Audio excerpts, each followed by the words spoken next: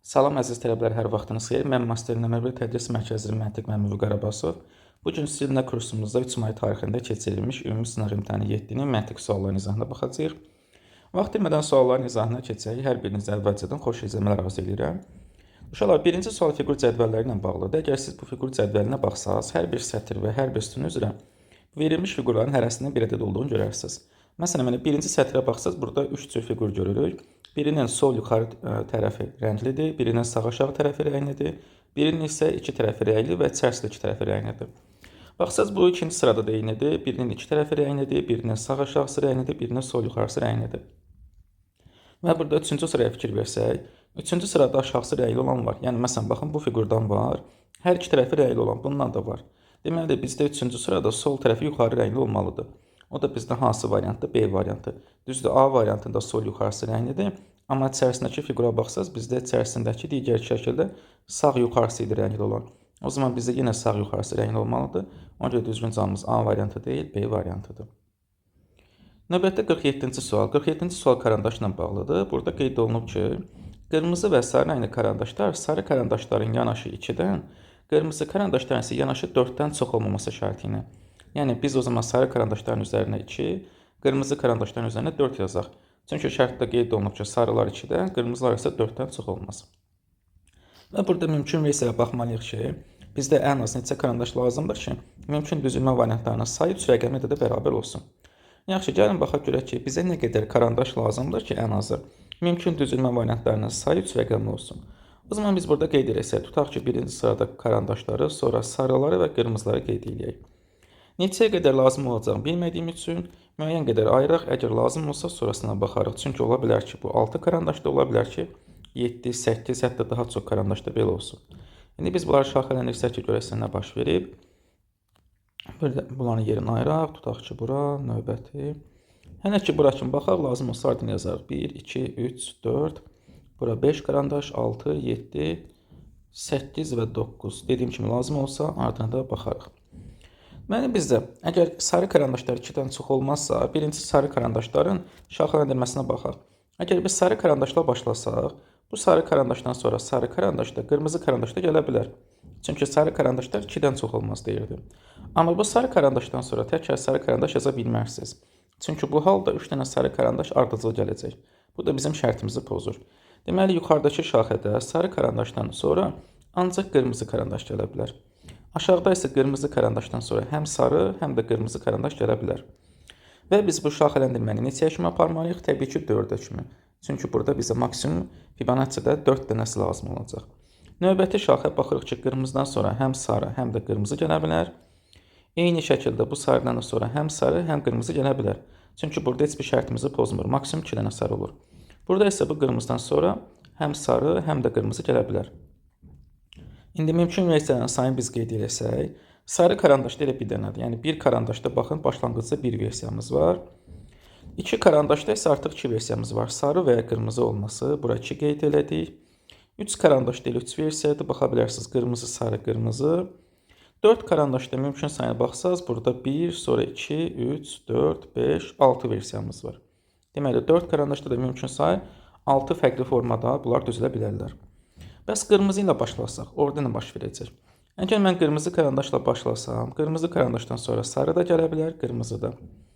Həmçinin bu sarıdan da sonra sarı da gələ bilər, qırmızı da. Burada da problem yoxdur. Bu sarıdan da sonra sarı da gələ bilər, qırmızı da gələ bilər. Hələ ki, heç bir problem yoxdur. Çünki qırmızı 4-dən çox olmazdı, sarı da 2-dən çox olmazdı. Amma artıq burada problem yaranacaq. Bu sarıdan sonra siz yenə də sarı qoya bilmərsiniz. Çünki o zaman 3 dənə sarı olacaq. Burada biz ancaq qırmızı qoya bilərik. Bu qırmızıdan sonra sarı və ya qırmızı, həmçinin bu sarıdan sonra sarı və ya qırmızı, burada da bu qırmızıdan sonra həm sarı gələ bilər, həm də qırmızı gələ bilər. Çünki 4 dənə qırmızının gəlməsi bizim üçün bir sıxıntı deyildi. Problem 4-dən artıq qırmızı olması idi. Lakin yuxarı şaxədə orada 3 dənə sarı alınır, demək götürə bilməzdik. Qırmızı ilə başladıqda bir karandaşda yenə bir versiya var. 2 karandaşda baxın, sarı və ya qırmızı ola bilər, 2 versiya var. 3 karandaşda isə 4 versiya var. 1, 2, 3, 4 versiyamız var burada. Növbəti 4 karandaşda isə artıq burada versiyanın sayını saysaq. 1, 2, 3, 4, 5, 6, 7 versiyamız var. Burada da 7 versiya var. Artıq buradan sonra şaxələndirməyə ehtiyac yoxdur, çünki buradan sonrasını biz Fibonacci-yə tapa bilərik. Buradan sonra bəs hər iki karandaşda əgər şərt varsa necə həll edirik? Hansı karandaşın qiymətini tapmaq lazımdırsa, digər karandaşdan toplamaq lazımdır. Məsələn, tutaq ki, biz burada qırmızını tapmaq istəyiriksə, özündən əvvəlki sarı karandaşları toplamalıyıq. Amma neçə dənəsin? Təbii ki, üstünə neçə yazmışıqsa o qədərin. Əgər biz qırmızını tapırıqsa, özündən əvvəl 4 dənəsini toplayacağıq, sarıda isə 2 dənəsini. Yəni, mən buranı tapanda özündən əvvəlki 4 dənə sarını toplamalıyıq. 1, 2, 3, 6 bunları toplamaq lazımdır. Əgər bunları toplasaz olacaq 12. Amma sarını tapanda isə özündən əvvəlki 2 dənə qırmızını toplamaq lazımdır. Yəni, hansını tapırıqsa digərini toplayırıq. 4 və 7-ni toplasaq burada olacaq 11. Növbəti şaxədə, yəni biz buranı tapmaq istəyiriksə, qırmızıda əvvəlki 4 dənəsini toplayırıq yenə. 2, 3, 6, 11. Əgər bunları da toplasaq, 17, 20, 22 olacaq. Bura olacaq 22. Bəs burada yenə özündən əvvəlki 2 dənəsin. 7 və 12-ni topladıq, 19. Biz bu şəkildə bunları davam etdirərək gedirik. Yenə baxın, qırmızıda 4 dənəsini toplamaq lazımdır. 3, 6, 11, 19. 30, o da 9, 39 edəcək. Yuxarıda isə özündən əvvəlki 2 dənə qırmızını. 12, 24, 34 edəcək. Növbəti şaxədə yenə biz özündən əvvəlki 4 dənəsini toplamalıyıq.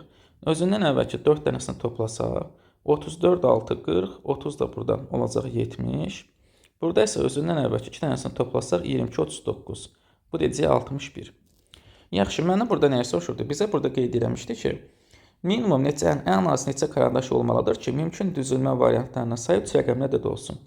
Gəlin mümkün düzülmə variantlarının sayını yazaq. Görək, artıq biz 3 rəqəmliyə çatmışıqmı? Məncə çatmışıq, çünki orada fikir versəz, toplayanda artıq 3 rəqəmli alınır. Mümkün düzülmə variantlarının sayına baxsaq, bir formada sarı, bir formada qırmızı. 2-dir burada, burada 2, 2, 4-dür, burada 7-dir. Növbətdə 4 karandaşda 13 olmalıdır. 5 karandaşda 23 eləyir. 6 karandaşda artıq 41 olur. 7 karandaşda hələ də 2 rəqəmlidir, 73-dür. Amma 8 karandaşa baxsaq, 61, 70 və bu 131 eləyir. Artıq baxın, bizdə mümkün düzülmə variantlarının sayı 3 rəqəmlidir. Və orada qeyd olunub ki, mümkün düzülmə variantlarının sayı 3 rəqəmlə də bərabər olsun. Artıq 3 rəqəmli olduğuna görə bizim düzgün cavabımız 47-də olacaq A variantı. Növbəti 48-ci sual qeyri-aşkar operatorlarla bağlıdır. Burada verilmiş ədədlər rəqəm üçün baxsaq daha rahat olardı. Verilmiş ədədlərin birinci rəqəmlərini, yəni sol tərəfdəki rəqəmlərin 120 etibarən toplamaq lazımdır. Baxın, 6 və 2-ni toplayır burada. Daha sonra 3 ilə 6-nı toplayıb 9 alıb, 4 ilə 3-ü toplayıb 7 alıb. O zaman biz də birinci 5 ilə 1-i toplayacağıq, bunlar olacaq 6. Növbəti ikinci rəqəmlərə baxsaq, ikinci rəqəmlər isə artıq çıxıb. Fikir versəz, burada 4-dən soldan sağı çıxıb, 4-dən 3-ü çıxıb 1 edib, 9-dan 7-ni çıxıb 2 edib. O zaman mən də burada 7-dən 6-nı çıxacağım, 7 çıxılsın 6-da olacaq 1. Əslində düzgün cavabımız çıxdı, 619 olmalıdır. Amma yenə son rəqəmlərə baxsaq, bunlar da toplanıb. Baxın, burada 5 ilə yenə 1-i topladıq, 5 üstə 1, 6. Daha sonra 2 ilə 5-i topladıq, 7. İndi burada da 0 ilə 9-u toplamalıyıq, bu da olacaq 9. Deməli, düzgün cavabımız 619, o da olacaq Y variantı. Növbəti 49-cu sual, bu isə artıq fiqurlarla, daha doğrusu kublarla bağlı bir sual nümunəsidir. Burada kubun açılış forması verir və bizdən yığılış formasını soruşur. Nisbətən rahat kubdur.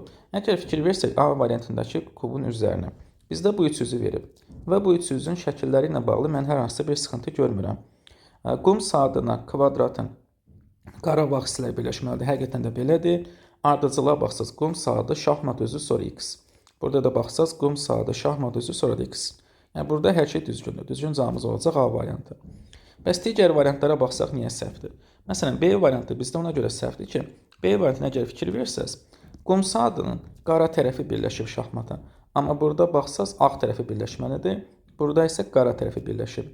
B variantı ona görə səhvdir. Sonra C variantında bizdə burada yenə qum saatının ağ tərəfi qara dairəyə birləşməlidir, amma fikir versiniz qara tərəfi birləşib, C variantı da getdi. Daha sonra həmçinin D variantında da eyni məsələdir. Bunun qara tərəfi yox, ağ tərəfi birləşməli idi, D variantı getdi. Y variantında isə burada problem bu qaraq üzdədir. Əgər biz qaraq üzü buradan qoparıb digər tərəfə qoysaq, mən gətirib bunu qoyduq. Bilik ki, orta sırada üzlər olduğu kimi qalır. Yəni, bunun sağ tərəfi qara qalmalıydı. Fikir versəz, bunun qara tərəfi həm ağa, həm də qaraya birləşir. Burada isə qara tərəfi ancaq qaraya birləşib, ağ tərəfi isə ağa birləşib. Yəni yenə də şəklin vəziyyəti səhvdir. Ona görə də Y variantı bizdə olacaq səhv variant. Düzgün cavabımız A variantıdır. Növbəti 50-ci sual bizdə burada səhv doldurulmuş xananı istəyir. Əgər fikir versək, soldakı şəkillər, yəni burada verilmiş şəkillərlə 1, 2, 3 olan şəkillərlə yuxarıdakı şəkillər A, B, C olan şəkillər üst-üstə qoyulub. Biz tapmalıyıq ki, hansı şəkildə bunları üst-üstə qoyduqda cavab variantı səhvdir. Əgər verilmiş xanaların kəsişməsinə diqqətlə fikir versək, məsələn, bir A-ya baxsaq, baxırıq ki, bizdə burada yuxarıdakı şəkildə sol yuxarı üçüncü nöqtə var, burada da nöqtə var və bu şəklin burada nöqtə olmalıdır, burada da var. Deməli, burada sıxıntı yoxdur. Bir B-yə baxsaq, bu dairənin nöqtəsi qeyd olunub. Amma yuxarıdakı şəkilə baxsaq, onun biz üç tərəfində nöqtə görürük. Sol tərəfində, yuxarısında və sağ tərəfində. Bura baxsaq isə yuxarısında və sağ tərəfində var, amma sol tərəfindəki nöqtənin fikir verin, burada qeyd olunmayıb. Ona görə bu 1B xanası səhv doldurulmuşdur. Düzgün cavabımız olacaq 1B, o da B variantı. Növbəti 51-ci sual. 51-ci sual mətnin məntiqi təhlilinə bağlı sual nümunəsidir. Burada qeyd olunub ki, Aydan, Vəfa və Kamilə adlı 3 dənə qız müxtəlif evlərdə yaşayırlar. Onlardan hansısa biri 3 mərtəbəli evdə, bir başqası 2 mərtəbəli evdə, digəri isə 1 mərtəbəli evdə yaşayır. Evlərdən ikisinin pəncərəsi kvadrat, birinin düzbucaqlıdır. 3 mərtəbəli və 1 mərtəbəli evlərin pəncərələri forması bir-birinə fərqlidir. Aydan 1 mərtəbəli evdə yaşamır, Vəfa və Kamilə pəncərələri fərqli evdə yaşayırlar. Əsas sualımızın məncə açarı burada verilib. Kamilə kvadrat pəncərələri olan 1 mərtəbəli evdə yaşayır. Yəni konkret verilib ki, bu Kamilə kvadrat pəncərəli və 1 mərtəbəli evdə. Məsələn, B variantını çıxa bilərsiniz. Burada 2 mərtəbəli ev qeyd olunub. B variantı bizə düzgün cavab ola bilməz. Burada isə 3 mərtəbəli qeyd olunub. D variantına çıxa bilərik. Y-yə baxaq. Burada isə düzbucaqlı pəncərə qeyd olunub. Halbuki Kamilə kvadrat pəncərədə olmalıydı. O zaman biz Y variantına çıxa bilərik. Yəni yalnızca bir cümlədən biz burada 3 varianta çıxa bilərik. Qaldı bizdə A və C variantları. Burada artıq baxmalıyıq ki, A və C variantlarından hansı düzgün cavab ola bilər. Deməli, bunlar 3 nəfər idi. Aydan idi, Vəfa idi və Kamilə idi. Aydan, Kamilə və Vəfa. Kamilə və Vəfa. Biz artıq Kamilənin həm mərtəbəsini, həm də qaldığı evin pəncərəsinin formasını bilirik. Bu kvadrat formalı evdə, pəncərəli evdə qalır və birinci mərtəbədə yaşayır. Və bizdə orada pəncərələrdən İkisi kvadrat formalı idi, biri düzbucaqlı forma idi. Və qeyd olunmuşdu ki, Vəfa ilə Kamilənin pəncərələri fərqlidir. Əgər Kamilə kvadrat formalı evdə yaşayırsa, Vəfa da düzbucaqlı formalı olan evdə yaşamalıdır. Vəfa olacaq düzbucaqlı və bizə şərti oxsaz, evlərdən ikisinin pəncərəsi kvadrat idi, biri düzbucaqlı. O zaman Aydana da digər kvadrat formalı qalır. Yəni Aydan kvadrat olmalıdır, Vəfa isə düzbucaqlı. Bunlara diqqətli olsaq, yəni A variantı da çıxır, çünki burada baxsaq, A'dan düzbucaqlı pəncərə yazıb. Halbuki Aydan kvadrat olmalıydı. Onda A-nı da çıxdı, düzgün cavabımız olacaq C variantı. Bəs mərtəbələrdən tapa bilərdiniz. Burada qeyd olmuşdu ki, 3 mərtəbəli və 1 mərtəbəli evlərin pəncərələri formaca fərqlidir. Əgər 1 mərtəbəli kvadrat formalıdırsa, o zaman burada 3 mərtəbəli olmalıdır. Həmçinin burada 2 mərtəbəli. İndi biz baxsaq, Aydan 2 mərtəbəli kvadrat pəncərə, Vəfa 3 mərtəbəli düzbucaqlı pəncərə, Kamilə də 1 mərtəbəli, yenə də kvadrat pəncərə. Ona görə düzgün cavabımız olacaq C variantı. Növbəti 52-ci sual. Burada qeyd olunub ki, müəyyən uzunluqda ipi əvvəlcə ortadan 2-yə qatlayıb, daha sonra yenidən ortaya 2-yə qatlayıb qatladılar. Bundan sonra isə qayçı ilə həmin ipin ortasından kəsilərsə, neçə ədəd kəsik ip alınır? Baxın, tutaq ki, bizə bir ip verilmişdir. Bunu ortadan qatlasaq, bu bir ucu, bu da digər ucu olsun. Bu formada belə bir şey alınacaq. Ortadan 2-yə qatlasaq. Daha sonra bunu yenə də ortadan 2-yə qatlanıb. Əgər yenə də ortadan 2-yə qatlasaq, hardasa belə bir şey olacaq. Tutaq ki, bu bir ucu, buradan gələcək bu formada, qayıdacaq geri belə bir şey olacaq. Və bunu ortadan kəsmək lazımdır. Əgər kəssək, tutaq ki, biz bunu qayçı ilə kəsdik. Və biz bunu kəssək. Neçə fərqli hissə alınacaq? Baxın, buradan bura kimi olan hissə 1. Sonra bu hissəsi bura 2.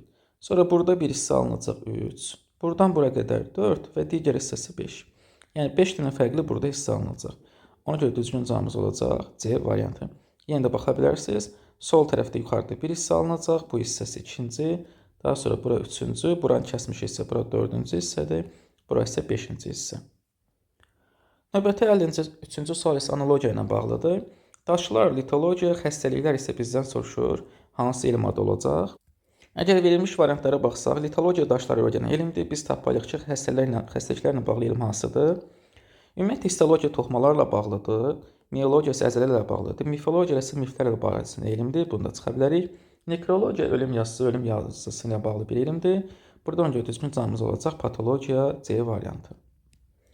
Növbəti 54-cü sual. Burada qeyd olunub ki, sıfırdan fərqli neçə müxtəlif ədəd tapa bilərik ki, ABC ədədindən CBA ədədinin çıxdıqda 297 alınsın. Yəni biz elə də tapmalıyıq ki, burada qeyd edək, ABC-dən CBA-nı çıxdıqda, CBA çıxdıqda 297 olsun. Bu sualda burada verilmiş ədədləri mərtəbə vahidlərini ayrı yaza bilərsiniz. Yəni yaza bilərsiniz 100A plus 10B və s. Amma məncə elə daha uzun gedir. Elə buradan şifadə görə bilərsiniz. Əgər biz A-dan C-nə çıxa biliriksə, o zaman C-dən A-nı çıxmaq olmur. Yəni bu sütunda A-dan C çıxmaq olursa, bu sütunda C-dən A çıxmaq olmur. Yəni bu A birinci sağ tərəfə verir, daha sonra A-dan C-nə çıxırıq. Əslində biz burada A-dan C-ni yox, birinci sağ tərəfə verdiyinə görə burada qalır bizdə A çıx 1. Və bizdə həmin o A çıx 1-dən birinci sağ tərəfə ötürdüyünə görə C-ni çıxanda 2 edilmiş. Yəni bunu burada qeyd edelim. A çıx 1 çıxılsın C bərabərdir 2-yə. Və bu tərəfə keçirsə, o zaman A çıx C 3 olmalıdır. Yəni mən elə rəqəmləri fikirləşməliyəm ki, A-dan C-nə çıxdıqda 3 eləməlidir. Belə nə qədər rəqəm var? Bunları qeyd eləsək, 0 ola bilməzsə, çıxdıqda 3 edən 4 1 var, daha sonra 5 2, 6 3, 7 4, 8 5 və 9 6. Fikir versəz, belə 6 dənə rəqəm cütüm var. 4 1, 5 2, 6 3, 7 4, 8 5, 9 6. Yəni A və C bunlardan hər hansısa biri ola bilər. Yerdə qalan 6 versiyadan biri. Bəs B. Şurada burada B istənilən rəqəm ola bilər. Çünki B-ləri çıxdıqda B-ni yerinə nə yazsaz da zaten orta tərəf 9 olacaq. 0 da yazsaz, 1 də yazsaz, 2 də yazsaz bunun üçün fərqi olmayacaq. Amma sualın şərtinə qeyd olub ki, 0-dan fərqli müxtəlif ədədlər. Əgər 0-dan fərqlidirsə B təbii ki 0 ola bilməz və burada olan rəqəmlər də olmaz. Normalda bizim 10-dan rəqəmimiz var. 0, 1, 2, 3, 4, 5, 6, 7, 8, 9. Biz 0-ı çıxdıq. B 0 ola bilməz. Çünki 0-dan fərqlidir. Və bu cütlüklərin hər birində 2 rəqəmli çıxacaq. Məsələn, tutaq ki, 4 1-i seçsək, artıq 1 olmaz, 4 olmaz. B-nin ola biləcəyi burada fərqli rəqəmlər. 2 dənə burada, 5 dənə də burada. 7 fərqli rəqəm var. Məsələn, ikinci cütlükdə 5 ilə 2 olmayacaq. İkinci cütlüyə baxsaz, burada isə 2 ilə 5 olmaz. Burada da 2 ilə 5-i silsək, yenə yerdə 7 fərqli rəqəm qalacaq. Çünki bizim zaten 10 dənə rəqəmimiz var, 0 olmaz və hər cütlükdə rəqəmlər müxtəlifdir deyə ikisini çıxırıq. O zaman B-nin də ala biləcəyi qiymətlərin sayı 7 fərqli rəqəmdir. Hər hansısa 7 fərqli rəqəm. 6 cütlük burada var idi, B-lərdə də 7 dənə. O zaman mümkün burada ədədlərin sayı, hər bir cütlüyə 7 dənə B-nin qiyməti var, 7 dənə. Onda 6-nı vururuq 7-yə. Bizdə 42 fərqli belə bir versiya var. O da olacaq B variantı. Növbəti 55-ci sual fiqur cədvəllərlə bağlı bir sual nümunəsidir. Bu biraz fərqli sualdır. Fikir versəz, 3 bucaq formasında baxsaq, bu ədədlərin cəminə. Məsələn, bunlara bir baxsaq, 8, 5, 3. 8, 5 və 3-ün cəmidir. Həmçinin bura baxsaq, 9, 3, 6. Daha sonra burada sual işarəsi 4, 3. Bu üçlüklərə bir baxıb, digər üçlüklərə isə bir baxmalısınız. 6, 2, 4. Daha sonra 5, 2, 3. 9, 7, 2. İndi məsələn, bura baxın, 8, 5 və 3-ün cəmidir. Yəni, sol yuxarıdakı. 9, 6 və 3-ün cəmidir. İndi burada da sual işarəsi 4 və 3-ün cəmi olmalıdır. Sual işarəsi bərabərdir 4 plus 3. Bu da olacaq 7. Amma digər tərəfdə, məsələn, 6-ya baxın. 6, 4 və 2-nin cəmidir. Burada 5, 2 və 3-ün cəmidir. Daha sonra 9, 2 və 7-nin cəmidir. Yəni, sual işarəsi olmalıdır 7, o da C variantı. Növbəti 56-cı sualına davam edək. 56-cı sual növbəti mətnin məntiqi təhlillə bağlı bir sual nümunəsidir. Deməli, burada qeyd olunub ki, Dilarə, Sevil, Kamil, Ramil və Müşfiq universitetdə oxuyurlar və onların soyadlarını qeyd edib. Məlumdur ki, Ramilin anası yoxdur. Dilarənin valideynləri heç vaxt Kamilin valideynlərini görməyiblər. Bir basketbol komandasında qızlar ya da oğlanlar oynayır. Yəni, komandada ancaq qızlar və ya ancaq qızlar, oğlanlardır. Tələbələr şəfilli və bədəlli bir basketbol komandasında oynayırlar. Uşaq, bir dəqiqə, biz bu variantdan, yəni bu şərtdən, variantların bəzilərini nəzərdən keçirə bilərik. Əgər bu şəfilli və bədəlli eyni bir komandada oynayırsa, ya bunların hər ikisi qız olmalıdır, ya da bunların hər ikisi oğlan olmalıdır. Çünki burada qeyd edib ki, ya qızlar, ya da oğlanlar oynayırlar. Yəni, qız-oğlan qarşı komanda yoxdur. Və mən orada, ötəri verilmiş variantlara baxsaq, şəfilli və bədəllinin birinin qız, birinin oğlan olduğu variantlara çıxa bilərəm. Çünki dediyimiz kimi, bunlar ya hər ikisi qızdır, ya da ki, hər ikisi oğlandır. Biz bura baxsaq indi, görək hansı variantlara çıxa bilərik. Məsələn, A variantında Dilarənin şəfilli qeyd edib, Kamili bədəlli qeyd edib. Axı bunlar onda eyni komandada oynaya bilməzlər. Ona görə A variantını çıxırıq. B-də Şəfili bədəlli. Hər ikisi qızdır. Dilarə və Sevil. B o zaman qalır. Sonra C-də yenə bədəlli Şəfili. Hər ikisi qızdır. Gəldik D variantına. D-də baxsaz Şəfilli bədəlli. Bunların biri qız, biri oğlan. Təbii ki, bu da ola bilməz. D variantını çıxdıq. Y variantı yenə də Şəfilli bədəlli. Hər ikisini burada qız verib. Hə, bu da ola bilər. Yəni ən azından biz A və D variantlarının düzgün cavab olmadığını görə bilərdik. Növbəti oxuyaq. Kərimlinin valideynləri şəhər kənarına getməyə hazırlaşdığını işləndə Şəfilinin anası və Kərimlinin anasının yanına gəldi və ondan oğlunun axşam onlara gəlməsinə icazə verməsini xahiş etdi. Bir dəqiqə, mən artıq burada görə bilərəm ki, Rəvanın anası yox idi. Daha doğrusu Ramilin. Əgər Ramilin anası yoxdursa, o zaman Ramil Şəfilli və Ramil Kərimi ola bilməz. Daha sonra nə yazdı? Kamilin atası artıq Kərimlinin valideynləri razılaşıb oğlunu Kamil dəvət edib. Tamam, bunu bildik. Və növbəti, Lətiflinin valideynləri ilə Bədəllinin valideynləri. Valideynlər deyirsə, deməli bunun hər iki valideyni var. O zaman Ramil Şəfilli və Bədəlli ilə yanaşı, daha doğrusu Şəfilli və Kərimi ilə yanaşı Lətifli və Bədəlli də ola bilməz. Çünki Şəfilinin anası var idi, Kərimlinin də anası var, Lətiflinin də hər ikisi valideyni var və Bədəllinin də hər iki valideyni var. Əgər Ramilin anası yoxdursa, Ramil bu 4 ailədən heç birindən deyil. Ramil yerdə qalan ailə olmalıdır. Yerdə qalan ailələrə də baxsaq, deməli Bədəlli deyil, Kərimli deyil, Şəfilli və Lətifli də deyil. Ramil 100% o zaman olmalıdır bizdə Səmədli. Çünki bunun anası yoxdur deyə digər ailələrdə isə həm ana, həm də ata var. Ən azından Şəfilli və Kərimlinin anasının olduğunu bilirik. Lətifli və Bədəllinin də valideynləri deyil. Tamam, ən azından biz burada bilirik ki, Ramil Səmədli olmalıdır. Ramil Səmədli olmalıdırsa, Ramil burada Kərimlidir. B variantı ola bilməz. Ramil yenə Kərimlidir. C variantı ola bilməz. Ona görə düzgün cavabımız burada olacaq Y variantı. Ramil Səmədli. Həm də burada qeyd edilib ki, Lətiflinin valideynləri, Bədəllinin valideynləri yaxın dostdular. Onların dördü də uşaqların evlənməyə hazırlaşdığından çox razıdırlar. Yəni Lətifli və Bədəlli buradan görən ki, müxtəlif cinslər olmalı ki, onlar evlənməyə hazırlaşırlar. Həqiqətən də baxsaz burada Kamil Lətiflidir, Sevil də Bədəllidir. Hə, ola bilər ki, bunlar evlənsinlər. Demək düzgün cavabımız neçənci sual idi bu? 56-cı sualda burada da olacaq Y variantı. Növbəti 57-ci sual. Burada isə fiqur analogiyasına bağlı sual nümunəsidir. Əgər biz verilmiş fiqurların sırasına baxsaq, çox rahatlıqla sualın cavabı müəyyənləşdirə bilərik. Çünki burada fikir versəz, bizdə fiqurların növlərini və onların hərəkətinə baxmaqla tapa bilərik ki, hansı fiqur harada yerləşibdir. Məsələn, birinci fiqura baxın, bu birinci fiquru aparıb burada dördüncü qoyub və onun istiqamətini dəyişib. O zaman biz də bu fiquru aparıb axırda qoymalıyıq və istiqaməti dəyişib, ox üz yuxarı, aşağı tərəf isə romb olmalıdır. Belə olmayan variantları çıxa bilərsiniz. Məsələn, D variantında bu belə deyil. İkinci fiqura baxsaq, bizim ikinci fiqurumuz elə ikinci burada yerində qalıbdır.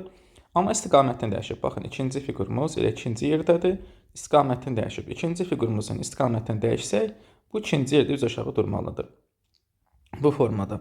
Əgər ikinci üz aşağı durmalıdırsa, C-də baxın, üz yuxarı durubdur. C variantı da getdi.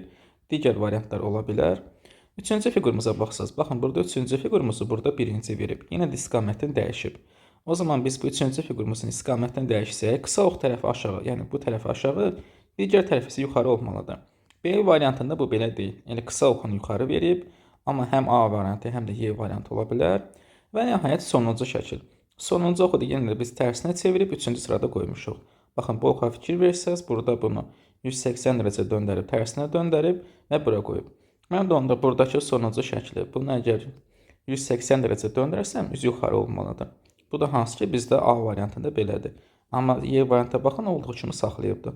Ona görə Y variantı bizim düzgün cavabımız deyil, düzgün cavabımız olacaq A variantı. Növbəti 58-ci sual. Burada isə qeyd olunub ki, bu 1, 3, 5, 7 çoxluğundan yerləşən müxtəlif ədədlərdən ABC-lərlə bağlı aşağıdaşlara aiddir. Bunları 5-ə, 3-ə, 6-ya vurub topladıqda 69 alınır. 6-ya, 7-yə, 8-ə vurub ABC uyğun olaraq topladıqsa 114 alınır. Gəlin bunları qeyd edək. Deməli, 5-i uyğun olaraq A-ya vurub, sonra 3-ü B-yə vurub, 6-nı da C-yə vurduqda 6 vur C topladıq 69 eləyir. Digər tərəfdən 6-nı A-ya vurub, daha sonra 7-ni B-yə vurub və 8-i də C-yə vurub topladıqda 114 eləyir. Mən artıq burada bəzi nəticələr vara bilərəm. Fikir versəz, burada mən artıq dəqiqlə B-nin qiymətini tapa bilirəm. Hardan? 6-nı A-ya vurduqda və 8-i C-yə vuranda bunlar hər ikisi cüt eləyir. Çünki 6 da cütdür, 8 də cütdür. Niyə vursaq, onsuz da cüt eləyəcək. Bu cavabın cüt olması üçün gərək B də cüt olsun. Əgər bura B tək olsa, yəni buranın cavabı tək olsa, 2 dənə cütlə bir dənə təki toplasaq cavab da tək olardı. Yəni istənilən halda cavab cütdürsə gərək biz ancaq burada cütləri toplayaq. Yəni bu ifadənin cəmi tək ola bilməz. Bura 100% cütdür. Əgər bura cütdürsə, bura cüt olmalıdırsa, deməli B cüt ədəddir. Çünki 7 cüt deyil. 7-ni vurub cüt almışıqsa B cüt olmalıdır. Verilənlərə də baxsaz, verilənlər arasında bizdə cüt ancaq 8 var. Deməli mən buradan avtomatik tapa bilərəm ki, B bərabərdir 8-ə. Çünki B 100% cütdür. Digərlərini tapmaq üçün B-nin yerinə 8-i yazaq və bunu sistem tənli kimi həll edək. Deməli, biz burada B-nin 8 olduğunu artıq tapdıqsa, qeyd edək burada. Nə olacaq o zaman bizdə? Biz burada alacağıq ki, 5A, yəni yazaq, 5A üstə gəlsin. Axı, B-miz 8-dir, 3 vurulsun 8, 3 vurur 8, plus 6C bərabərdir 69. Digər tərəfdən də 6A plus 7 vurulsun 8, plus 8C bərabərdir 114. İndi burada 24 və 56-nı digər tərəfə keçirsək, belə bir sistem təyin alaraq 5A plus 6C bərabərdir. 69-dan 24 çıxacaq 45 və bunu da digər tərəfə keçirsəz 6A plus 7C bərabərdir. 114-dən də 56 çıxacaq. Bu da olacaq 58. İndi bunu həll etmək üçün bizə A və C-nin cəmi lazımdırsa, gəlin A-ları eyniləşdirək, sonra tapaq ki, C niyə bərabərdir. Ona görə də birinci sıranı 6-ya vururam, ikinci sıranı da vururam 5-ə. Əgər birinci sıranı 6-ya vursaq, hər birinin olacaq belə 30A plus 36C. Buranı da 6-ya vursaq 240, 270.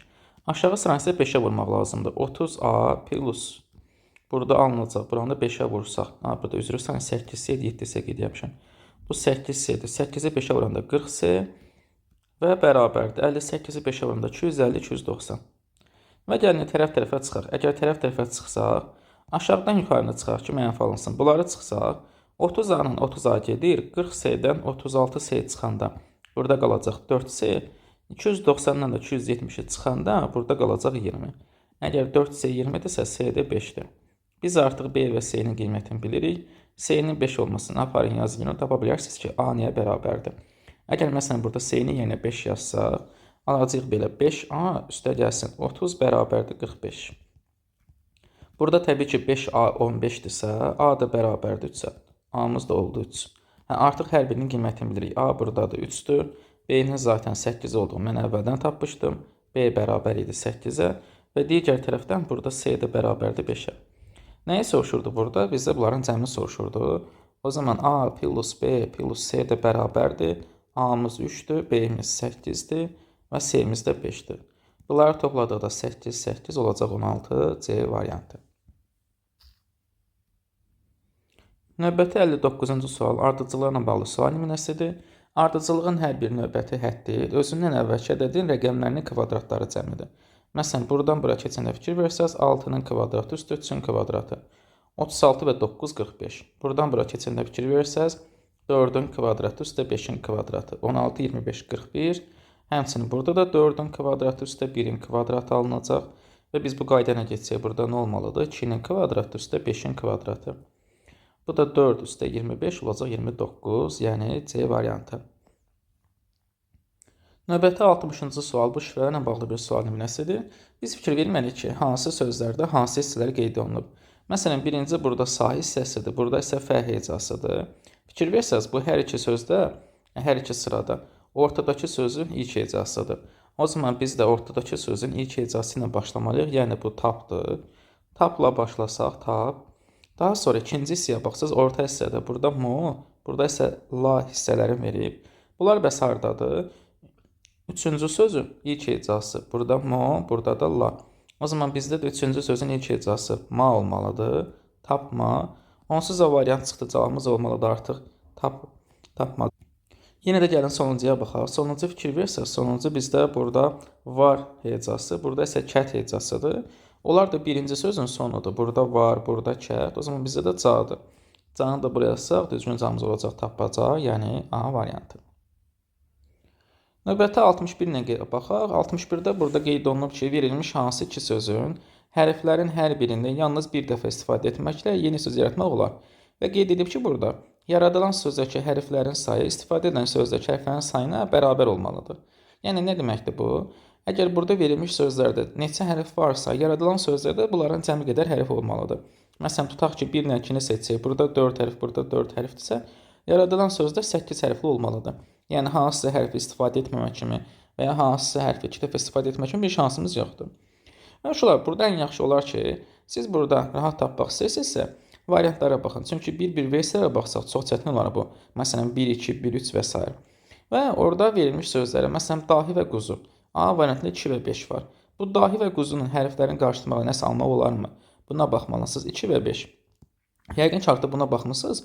Burada heç hansısa bir söz alınmır. Yəni, dahi və quzunun hərflərini nə qədər qarışdırırsanız və fikirlərsəniz də burada mənalı, leksik mənası olan söz tapmaq olmur. Yəni, A variantı deyil. B-də məsələn 3-lə 4-dür, inək və s. Burada da həmçinin biraz sıxıntımız olacaq. Gəlin D variantına baxaq. D variantının hərflərində A, M, A-lı, burada inək var. Və biz olan hərflərini qarışdırdıqda biz malikanə sözünü ala bilərik. Malikanə. Fikir versəz 8 hərf var idi və bu hərflərdən A-lar, bu A, M və L birinci sözdəndir, yəni amal sözündəndir. Digər yerdə qalan İ, K, N və Ə isə inək sözündəndir. Yəni, amal və inək sözünün hərflərini qarışdırmaqla biz rahatlıqla malikanə sözünü ala bilərik. Yəni, düzgün cavabımız burada olacaq. D variantı. Növbəti 62 digərlərindən fərqlənən şəkli soruşur. Fikir versəz, burada içəridə 4 tərəfli, çöldə 5 tərəfli fiqur verilib. Daha sonra D variantında burada 5 tərəfli, çöldə 4 tərəflidir. Burada 3 tərəfli, çöldə 4 tərəflidir. Daha sonra burada 5 tərəfli, çöldə 6 tərəflidir. Və bunları saysaq, deməli 1, 2, 3, 4, 5, 6, 7, 8 tərəfli çöldədir. İçəriyə baxsaq, bəs içəridə isə 1, 2, 3, 4, 5, 6, 7 tərəflidir. Yəni, verilmiş fiqurların hər birində çöldəki fiqur içəridəkindən bir vahid böyükdür. Amma D variantında tərsinədir. D variantına baxın, içəridəki çöldəkindən böyükdür. Ona görə düzgün cavabımız olacaq D variantı. Növbəti 63 yenə fiqur analogiyasına bağlı bir sual nümunəsidir. Əgər biz bu suala fikir versək, görürük ki, bu sualda bir dəfə 90 dərəcə döndərib, sonrası simmetriya vermək lazımdır. Məsələn, bu şəkli elə biz saat əqrəbin əksi tərəfə 90 dərəcə döndərsək, o zaman belə bir şəkil alarıq. Bu tərəfə çevrilər, o üçbucaq hissəsi yuxarı çıxar, plus hissəsi isə bura. Və sonra simmetriya versəz, güzgü əksi versəz. Deməli, birinci 90 dərəcə çevirmək, sonra isə bu şəkildə güzgü əksi vermək lazımdır, simmetriyasını almaq. İndi biz də bunu saat əqrəbin əksi istiqamətdə bu tərəfə 90 dərəcə döndərsək, heç şəkli tam da çəkməyə ehtiyac yoxdur. Baxın, bu tərəfə çevirsəz, o zaman bizim o aşağıdakı üçbucaq hissəmiz, o gəlib sol aşağı tində burada olacaq. Və güzgü əksi də versəz, o zaman sağ aşağı küncə keçməlidir. Baxın, sağ aşağı küncdə 10 olduğu, onsuz da D variantı var. Əgər mən buna güzgü əksi verimsə, sağ aşağı küncdə olmalıdır. Yəni, bu tərəfə düşməlidir. Ona görə düzgün cavabımız olacaq D variantı. Növbəti 64-cü sual. 64-cü sual isə xəyali kəsiklərlə bağlıdır. Gələk biz bu verilmiş fiquru diqqətlə açaq ki, görək bizdə sonda ilk onda nə hissəsi alınacaq. Fikir versəz, əvvəlcə sadəcə bu şəkli yuxarı tərəfə açmaq lazımdır. Amma hansı hissəsini? Yalnızca bu üçbucağı. Yalnızca bu üçbucağı. Yəni biz bunu buradan kəsib yuxarı tərəfə doğru açmalıyıq. Əgər bunu belə kəsib yuxarı tərəfə doğru açmağa çalışsaq, fikir verin, burada bir dənə kvadrat hissəsi alınacaq və bu üç tərəfli ox hissəmiz gedib yuxarı bura düşməlidir. Və burada ön tərəfə baxırdıq, indi həmin formada olmalıdır. Yəni, mən bunu yuxarı tərəfə açanda biz bunları görməliyik. Yəni, variantlara baxsaq, heç birində bu formada deyil demək olar ki, A-da baxsaq, A-da niyəsə üz aşağı durub, həmçinin B-də düz aşağıdır, daha sonra bu C-də düz aşağıdır, bunlar heç biri ola bilməz. D variantına gəldik, D-də də bu səhv düz aşağıdır, D-də deyil. Bir dənə Y variantında bunu yuxarı tərəfə açışı düzgün verilib, sağ tərəfə baxır. Yenə də o bir açışlara baxaq. Tamam, bunu sağ tərəfə açdım, biz bu şəkli aldıq. Burada sıxıntı yoxdur. Yəni, biz bunu yuxarı tərəfə açanda, burada həmin bu şəkli aldıq və bu tərəfə də üçbucaq formada belə bir şey. Burada biz bunu almışıq, burada bir dənə kvadrat açışımız var. Sonra baxın, burada neyini? Bunu belə parallelogram kimi kəsib, bunu belə parallelogram kimi kəsdikdən sonra bunu da buradan kəsirik. Bu hissəsini sol tərəfi aşağı, bu hissəsi yuxarı doğru qatlanmalıdır. Mən də gəlin bunu Y variantında göstərim. Y variantına görə biz bunu həmin formada kəssək və bunları açmağa çalışsaq. Baxın, buradan bu formada aşağı doğru kəsirik. Buradan isə bu formada aşağı doğru. Və bunu da buradan yarıdan kəsmək lazımdır. Fikir versəz, burada hər birinin diaqonal simmetriyası düzgündür. Əgər yəni siz baxsaz, bu oxun uç tərəfi xəttə baxır, yerində xəttə baxıb, sonra bizim buradakı bu kəsik bu sağ tərəfə keçib, bu da sol tərəfə keçib. Yəni bütün şəkillərin düzgün simmetriyası verilibdir. Bəs deyəcəksiniz ki, buradakı şəkil hara yoxa çıxdı? Çünki fikir versəz, biz bunu belə diaqonal kimi kəsdikdə o şəkil çöldə qalır. Baxın, bu şəkil yox olur. Sonra gələn şəkil isə digər şəklin bura simmetriyasıdır. Növbəti 65-ci sualla davam edirik. 65-ci sual fiqurların sahəsi ilə bağlıdır. Ancaq bu fiqurun sahəsini tapmaq üçün gərək verilmiş fiquru daha sadə fiqurlara hesabla bölək ki, onu rahat hesablaya bilək. Yoxsa bu fiqurun bu hal-hazırki formasının sahəsini tapmaq biraz çətindir. Gəliş olaraq bunu mən burada müəyyən hissələrə bölürəm. Məsələn, burada görürsünüz ki, müəyyən bir dairənin hissəsi var. Baxın, bu hissəni belə buradan ayırsaq, bu dairənin 4/1 hissəsidir. Buradan bölsək. Sonra həmin hissəni biz burada da görə bilərik. Baxın, bunu da mən buradan bölsəm, bu da dairənin 4/1 hissəsidir. Bunlara bir dairə hissəsi kimi baxa bilərik. Radiusu 3 olan dairələrdir. Bəs digər tərəflərinə baxsaq, məsələn, burada yenə bir dairə hissəsini görürük. Sol tərəfdə bir dairə hissəsi var, digərini tapa bilərik. Bunu da buradan bölək, bu hissəyə 1 baxarıq. Daha sonra mən bunu buradan ayrı saxlayım. Bunu yenə bir dairə hissəsi kimi. Aşağıya doğru isə burada bir düz bucaqlı bir də dairə var. Və bunu da buradan bölək, sağ tərəfinə ayrı, sol tərəfinə də ayrı baxarıq. Bəs yaxşı, bu sahələri hesablasaq, bu sahələr niyə bərabərdir? Fikir versəz, bunlar hər ikisi, bu sahələrin hər ikisi radiusu 3 olan dairənin 4/1 hissəsidir. Baxın, radiusa baxsaz, buradan bura, mərkəzi bura götürsək, bunun da radiusu 3-ə bərabərdir, bunun da radiusu 3-ə bərabərdir. Onda birinin sahəsini tapıb 2-yə vura bilərsiniz və ya ikisini birləşdirib bir dairə kimi baxa bilərsiniz. Normalda dairənin sahəsi pi r kvadrat olsa da, gəlin bunlardan birinin sahəsini tapaq. Sahə niyə bərabərdir? Pi r kvadrat bölü 4. 3 vurulsun r-in kvadratı, 3-ün kvadratı bölünsün 4. Bu da olacaq 27 bölünsün 4. Yəni 6 tam %75. Əgər bunlardan birinin sahəsi 6,75-dirsə, o bir də 6,75-dir. Yəni buranın sahəsi 6 tam %75-dirsə, həmçinin burada 6 tam %75-dir. Və ya dediyim kimi, ikisini birləşdirib bir yerdə baxa bilərdiniz. Sonra burada bir dairə daha görürük. Bunun sahəsini tapsaz, bunun isə radiusu 2-yə bərabərdir.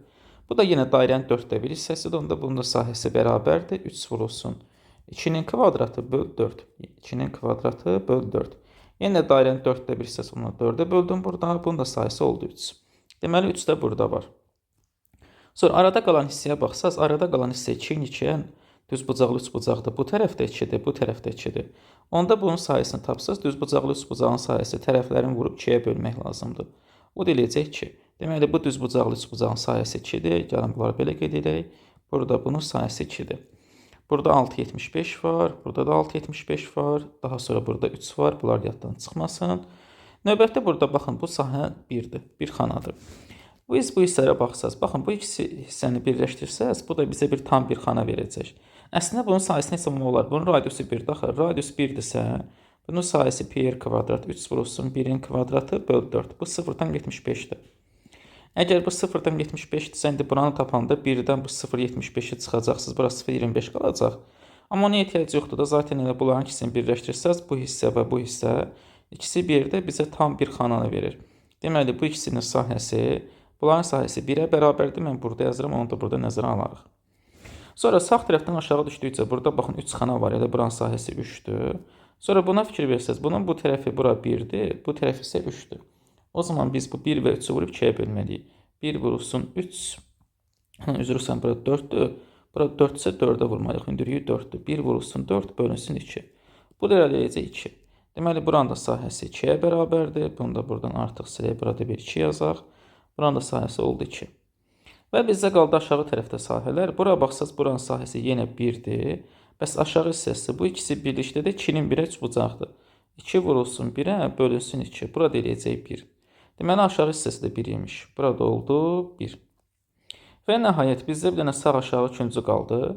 Burada baxsaz, həmin sahəni tapmaq üçün, baxın, bu sahəni tapmaq üçün gərək biz bütöv bu kvadratın sahəsindən çöl hissəsini çıxaq.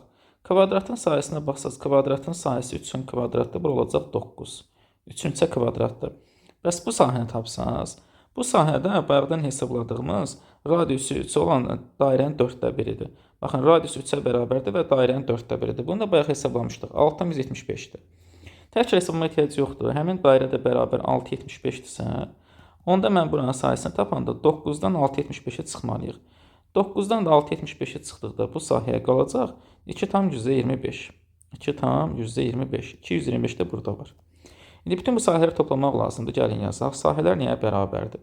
2-dən 6,75 var. 2 vurulsun 6,75.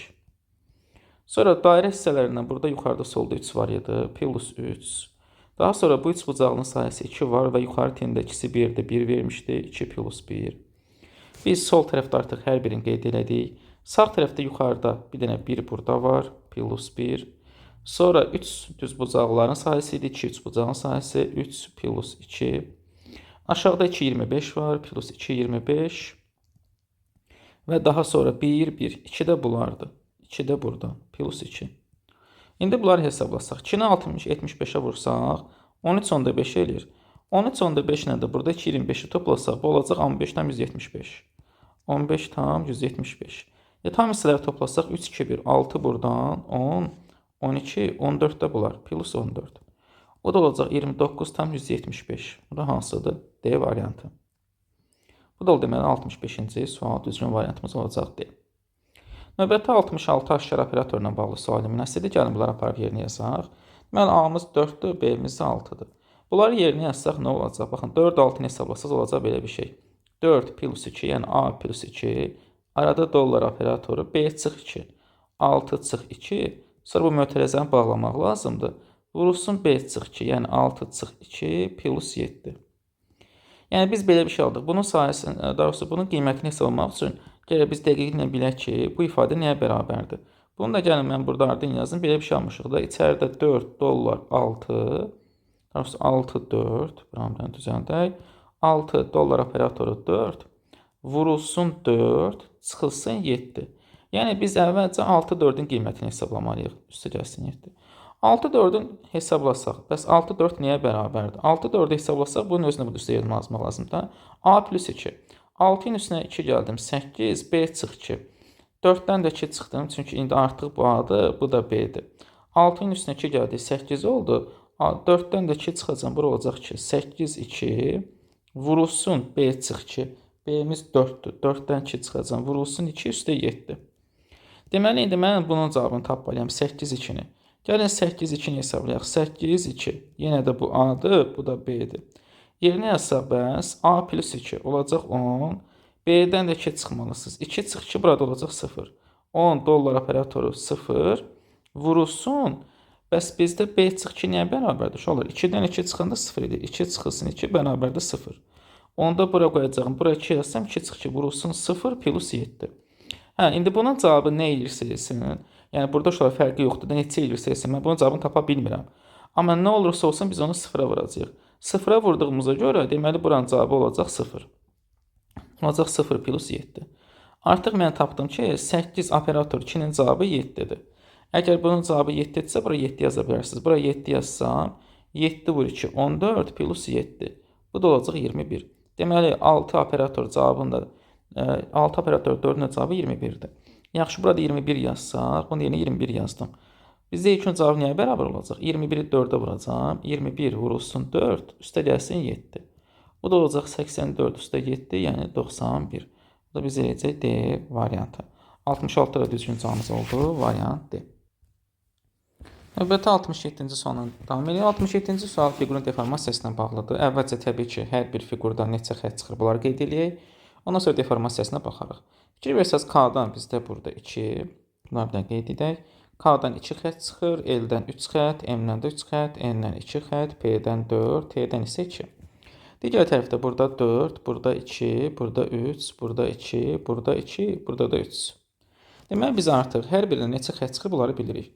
Əgər bu şəkillərə baxsaq, hər ikisində 4-dən 1 dənədir, yəni 4 bir dənə xəttdir. Əgər biz bilsək ki 4-dən 1 dənədir və bunu da yerini dəqiq deyə bilərik. O zaman 4 düşür burada Y-in üzərinə. Yəni Y olmalıdır P. Y P olmalıdır. Zaten bizdə cavablardan Y getdi, D getdi, daha sonra B də getdi. T, P və ya L, P ola bilər. İndi baxaq bura.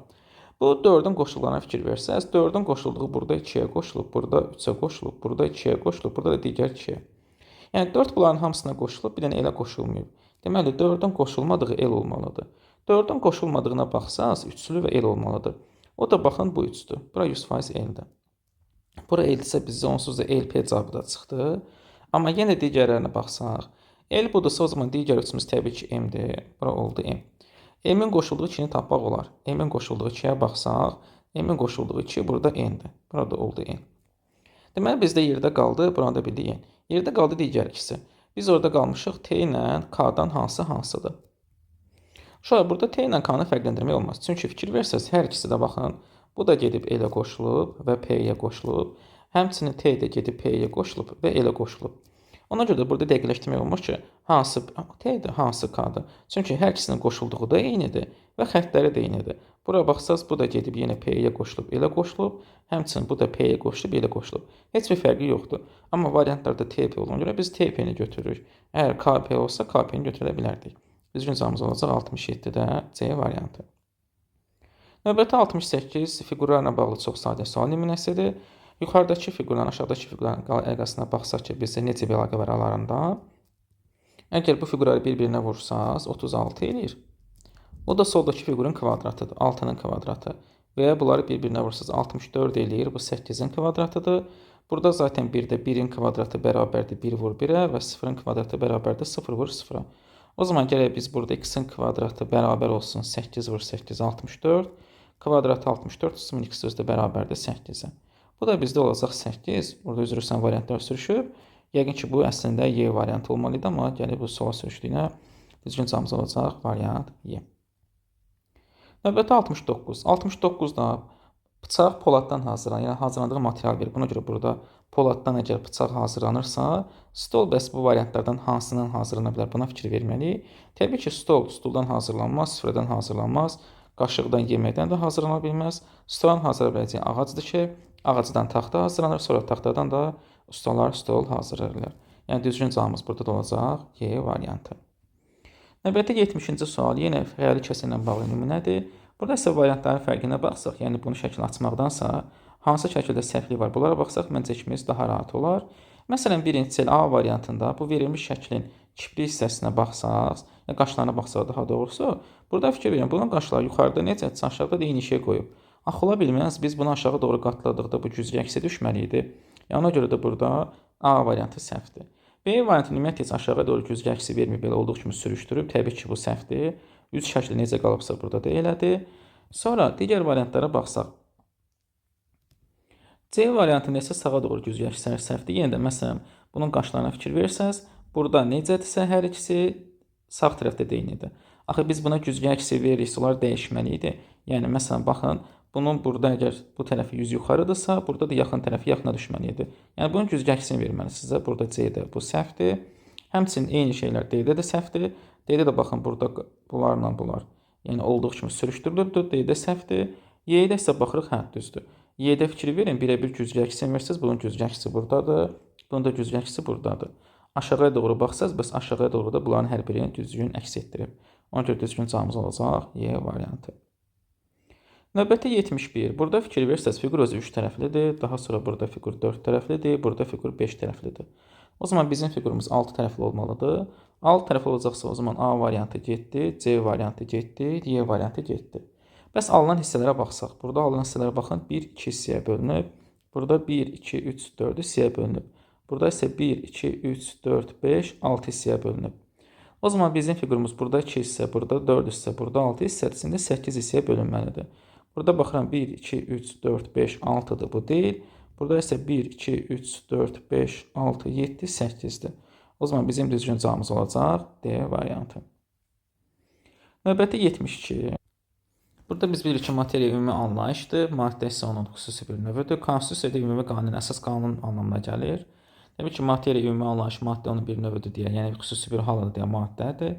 Konstitusiyada konstitusiya ümumi əsas qanun, ümumi qanun mənasına gəlir əslində. Ona görə də burada düzgün cavabımız olacaq qanun D variantı. Onsuz digər variantlara baxsaq, yəni heç biri konstitusiyayla qədər bir variant deyildi. Ona görə burada düzgün cavabımız olacaq 72-də D variantı.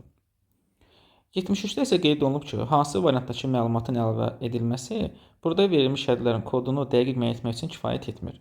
Gəlin biz burada əvvəlcə tapa bildiyimiz hərfləri tapaq, sonra tapa bilmədiyimizi baxarıq ki, nəyi tapa bilmirik.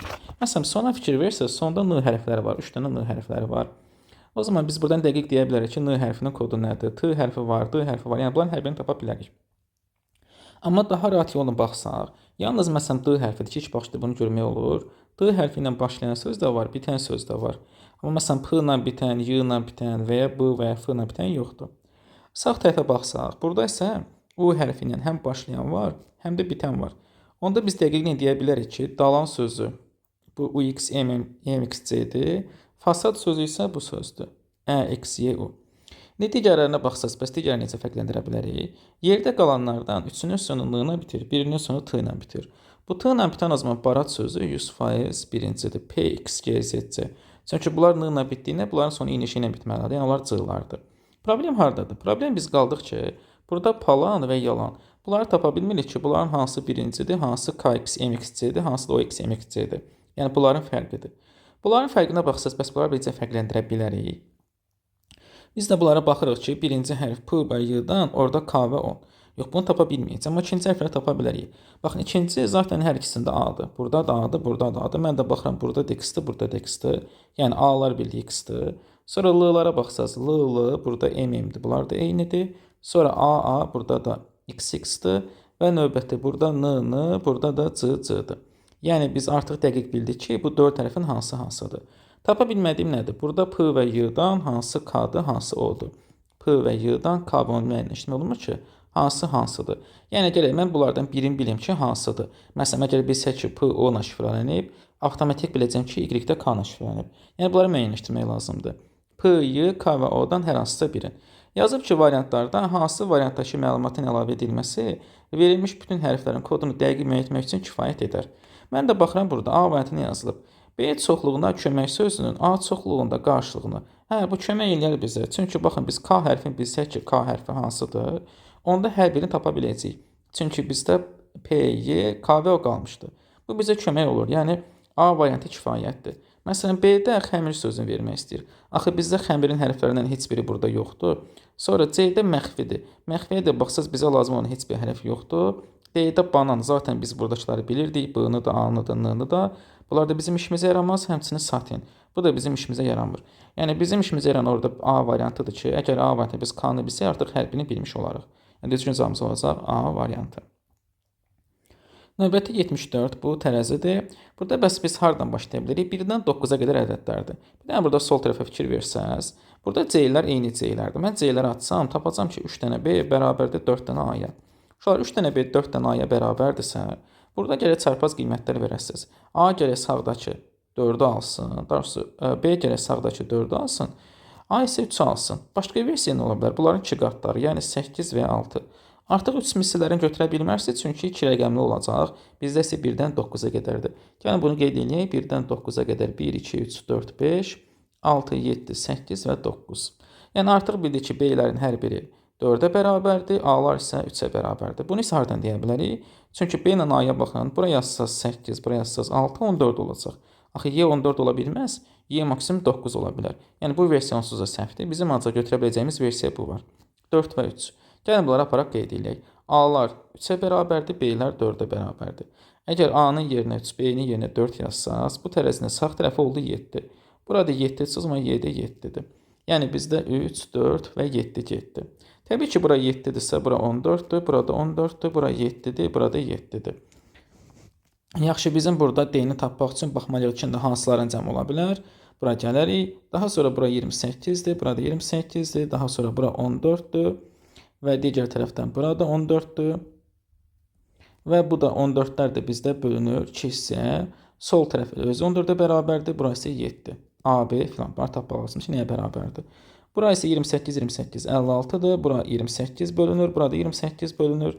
Bura 14 düşür və təbii ki, burada 14 düşür. Burada 14 və burada 14. A-ları biz biliriksə və ya B-ləri biliriksə, məsələn, buradan seni rahat tapa bilərik. Əgər A-lar 3-dürsə, 3, 3, 3, 4 üçün 12, 14-dən 12 çıxanda S olacaq 2. Əgər S 2-dirsə, bura 2-ni yazdıq. 7-dən də 2 çıxanda bura düşür 5. Deməli, D-miz oldu 5, 2 və 5 də getdi. Bizə burada vardı, nəyi soruşurdu? Hansı çəkili hərf tərəzidə yoxdur? Tamam, biz burada görək ki, hansı orada olmayacaq. Yaxşı, 2 və 5 gedibsə, yerdə nə qalıb? 1, 6, 8 və 9. Bunlara baxsaq ki, bəs hansı nəyə bərabərdir? Y-ni onsuz da biz bilirik, C-ni də bilirik. Yəni, bunlar 7-dir, C-ni tapmışıq 2, 2-dir və A-mız da 3-dür. Burada hər birini bilirik ki, neçədir? B-ni, C-ni bilirik. D və F qalıb. D-ni tapmışıq da D 5-dir. 14-dən 5 çıxsa F də olacaq 9, o zaman 9 da getdi. Və qalıb burada G ilə H. G ilə H-ın bizə cəmi neçə olmalıdır? Baxın, G plus H 14-ə bərabər olmalıdır. 14-ə bərabər olmalıdırsa, təbii ki, mən orada 1-i götürə bilmərəm. Deməli, bunlar 6, 8-dir, 6, 8-dir və ya 8, 6. Tapa bilmirəm bunun hansıdır. Amma mütləq ki, bu ikisi 6, 8-dir. Yerdə onda hansı qalacaq? 6 və 8-i də atsaq, bizdə qalacaq yerdə 1. Yəni çəkisi 1 olan fiqur bu tərəzidə yoxdur. O da olacaq A variantı. Növbəti 75-ci sual. Burada qeyd olunub ki, elektron saatda ilk iki rəqəm saatı, növbətdəkisi dəqiqəni, növbətdəkisi saniyəni göstərir. 24 saat ərzində neçə dəfə bu 6 rəqəmin 6-sı eyni vaxtda dəyişir. Məsələn, biz bura hər hansı bir elektron saat yazsaq, tutaq ki, AB, buraya yazırıq CD, burada yazırıq YF. Yəqin ki, elektron saata hər birimiz daha əvvəl baxmışıq. İlk ikisi bizə saatı göstərir, sonraki ikisi bizdə dəqiqəni, sonraki ikisi isə saniyəni.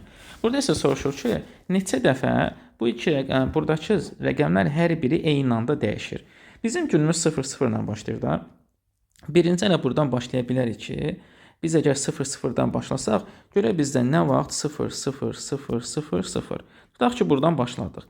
Əgər buradan başlayırıqsa, görək neçə dəfə bunların hər biri eyni anda dəyişəcək. Uşaqlar, saniyə və dəqiqə tez-tez dəyişir. Yəni bunlara baxmağa mənası yoxdur. Onsuz da bu tez-tez dəyişir, bu da dəyişir. Bizdə daha gec dəyişən saatdır. Saatlar hər birisinin tamamında dəyişir. Məsələn, 1 saat sonra olacaq belə 01, bunlar hamısı belə 000 yenə. Uşaqlar, burada bir dəyişim olmur. Yəni, çünki bu saatın saat əqrəbi, ikinci saat əqrəbi dəyişsə də birinci dəyişmir. Birinci nə vaxt dəyişəcək? Uşaqlar, baxın, saat 9-dan 10-a keçəndə. Bu saat 9-a kimi 0 qalacaq da.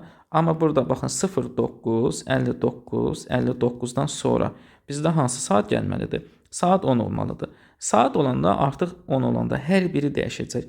09 olacaq 1-0, yəni saat 10-a çevriləcək. Bunlar isə hamısı 0-a çevriləcək. 0-0-0. Baxın, ilk dəfə bu anda bütün rəqəmlər hər biri birdən dəyişəcək. Yəni, mən əsasən elə bu birinci rəqəmə baxmalıyam. Bunun 0-dan 1-ə keçdiyi an birinci andır. Sonra nə baş verir bəs?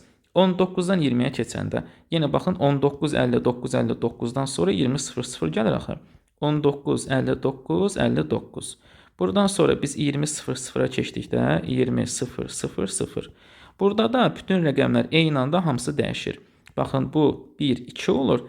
Digər hamısı da 0-a çevrilir. Bu ikinci dəfə alındı. Birinci dəfə burada oldu, ikinci dəfə burada oldu. Bəs başqası varmı? Təbii ki, var uşaqlar. Axı bir də 23, 59, 59-dan 0-0-a keçirik. 23, 59, 59-dan sonra elektron saatda keçirik 0-0-0-a. Yəni, növbətidə hamısı 0-a çevriləcək deyə hamısı dəyişir. Deməli, 3 dəfə gün ərzində belə an baş verir. Bütün rəqəmlər hamısı eyni anda dəyişir. Ona görə düzgün cavabımız olacaq 3 dəfə. Saat 9-dan 10-a keçdikdə, 8-dən 8-ə 1 dəqiqə qalmışdan 8-ə keçəndə və 12-yə 1 dəqiqə qalmışdan 12-yə keçdikdə. Gün ərzində 3 dəfə belə bir hadisə baş verir. Növbəti sualımız 76. 76-da avtomobil, şose, qaraj. Avtomobil şosedə hərəkət eləyir, qarajda isə onu saxlayırıq biz. Planet, Günəş, Jupiter. Planet Günəşdə hərəkət eləmir, Günəşin ətrafında hərəkət eləyir planetlərimiz. Jupiter isə planetlərdən birinin növüdür, ümumiyyətlə, yəni bu səhvdir. İnsan səkidə hərəkət eləyir, mənzil isə onun yaşayış yeridir, yəni qaldığı yerdir. Cavabımız olacaq burada B variantı, yəni ikinci avtomobilin hərəkət alanı idi. Burada isə səkidə insanlar hərəkət eləyir. Avtomobili biz qarajda saxlayırıq, insanlar isə mənzildə yaşayır. Düzgün cavabımız olacaq B. O birlərə baxsaq, nəqliyyat avtobus, avtobus nəqliyyatın növüdür. Maşinist qatarda belə bəlqə yoxdur. Yenə də burada növlərdir. Ona görə düzgün cavabımız olacaq B variantı. 77. Bu isə anaqramdır. Biz bu anaqramları həll etsək, A variantı olacaq bizdə Pascal, sonra D variantı. Burada B-də Tesla sözünü görə bilərik. Sonra bu vahiddir, vahid. Sonra burada amper. Burada isə Newton. Bundan iki fərqli yolla yanaşa bilərik. Birinci, baxa bilərsiniz ki, bunlar hamısı ailə maddarıdır, vahid isə deyil. Və ya digər tərəfdən hamısı fizikada vahidlərdir, vahid isə ümumi anlayışdır. Ona görə düzgün cavabımız bizə təbii ki olacaq C variantı, vahid. 78. Nisbətən çətin suallardan biri uşaqlar bu idi. Fiqur əlaqələri ilə bağlı bir sual nümunəsidir. Bu verilmiş cədvəllərə baxsaq. Soldakı cədvələ baxsaq 6, 3, 1, 2. Bu cədvəlin rəqəmləri cəmi toplasaq bunların hamısının 6, 3, 1, 2. Bura eləyəcək 12. Daha sonra bunu toplasaq 8, 6, 7, 9, 14, 16. Bura olacaq 30. Və bura keçsək, burada 2, 3, 6, 7. 5, bu da 13. Olacaq 18. Bizdə buna baxsaq, 6, 8, bura eləyir 14, sonra 11, 13, bura eləyəcək 24, 4, bu da 8, deməli 4, buradan da 9. Üzrü sayın o zaman bura 15 olmalıdır, çünki baxaq, 6, 9, bura 15 eləyirmiş, mən səhv toplamışam. Əgər burada əlaqəyə baxsaq, fikir versəz, ortadakı fiqur rəqəmləri cəmi, ədədlərin cəmi sol və sağın cəminə bərabərdir. Baxın, 30, 12 və 18-in cəminə bərabərdir. 24, 24 isə 15 və 9-un cəminə bərabərdir. Yəni, ortadakının cəmi kənardakıların cəminə bərabər olmalıdır. Biz də bu qaydanı tətbiq edəcəyiz. 7, 9, 16 yuxarıda, 7 aşağıda. Bura eləyir 23. Və digər tərəfdən 1 yuxarıda, 4 də aşağıda. Burada da 5 var. 23, 5 bizdə olmalıdır 28. Yəni, bu ədədin, buradakı figurdakı ədədlərin cəmi 28-ə bərabər olmalıdır. Mən də baxıram 8, 9, 8. 8, 8, 16, 9 da buradan 25 var. 25 üstə gəlsin sual işarəsi bərabər olmalıdır 28-ə. O zaman bizim o sual işarəsi də bərabərdirsə, yəni bura 3 yazsaq, ortanın da cəmi 28 eləyəcək. Ortadakı figurun cəmi kənarların cəminə bərabərdir. O da B variantıdır. Növbəti sualına davam elə 79-cu sual. Burada qeyd olunub ki, şəhərin əhalisi yalnız suallar vasitəsilə ünsiyyət qurur. Bütün əhali iki tipə ayrılır. Pozitivlər hər zaman bəli olan sual verir. Negativlər isə hər zaman cavabı xeyr olan sual verir. Günlərin bir günü Dilarə küçədə İsmail və Südabə ilə qarşılaşır və İsmail Dilarəyə sual verir. Südabə və mən hər ikimiz negativik. Uyğun olaraq Südabə və İsmail hansı tipə aiddir? Uşaqlar, burada həll etmək üçün gərək sualın başa düşəsiniz ki, nə etmək lazımdır? Yəni, şəhərin əhalisi ancaq iki tipi var. Pozitivlər və negativlər.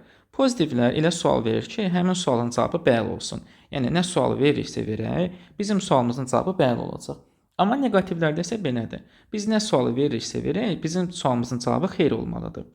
Bizdə də burada sual verən İsmaildir.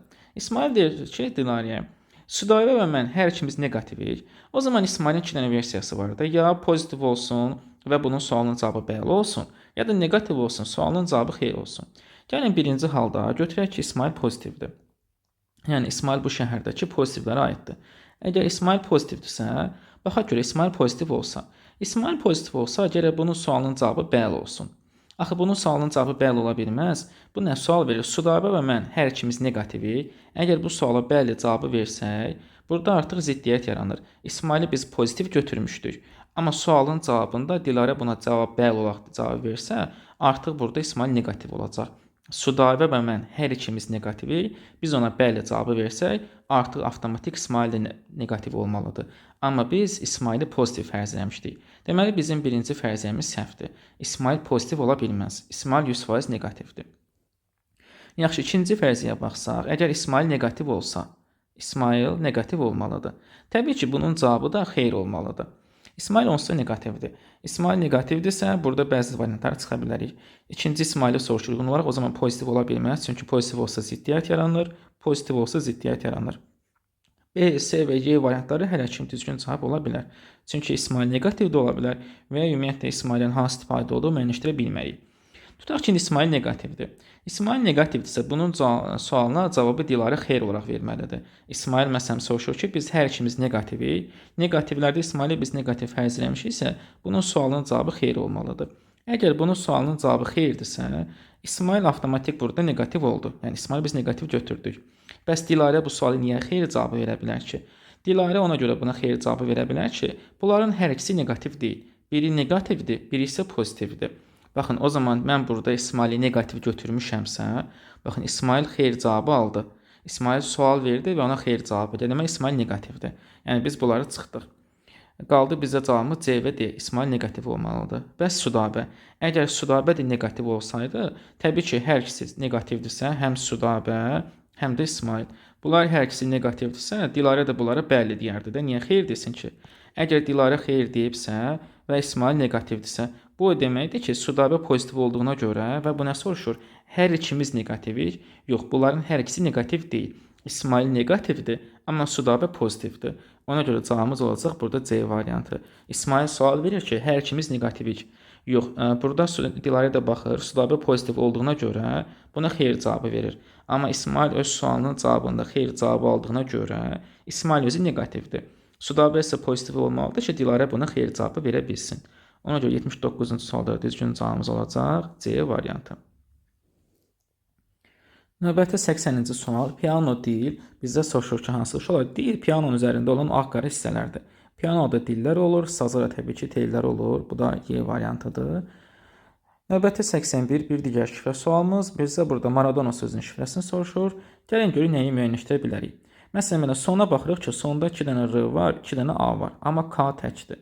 Və mən son rəqəmlərə baxıram ki, burada 2 dənə 3 var, 2 dənə 2 var, 4 təkdir. O zaman bu 53 264 bunun kodu avtomatik tapa biləcəm ki, frankdır.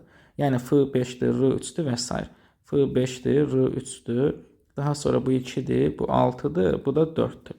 R3-dürsə bu R-yə 3 qoyduq, A-lar da 2, 2-dir və bu A-ya da 2 qoyduq, N da 6-dır.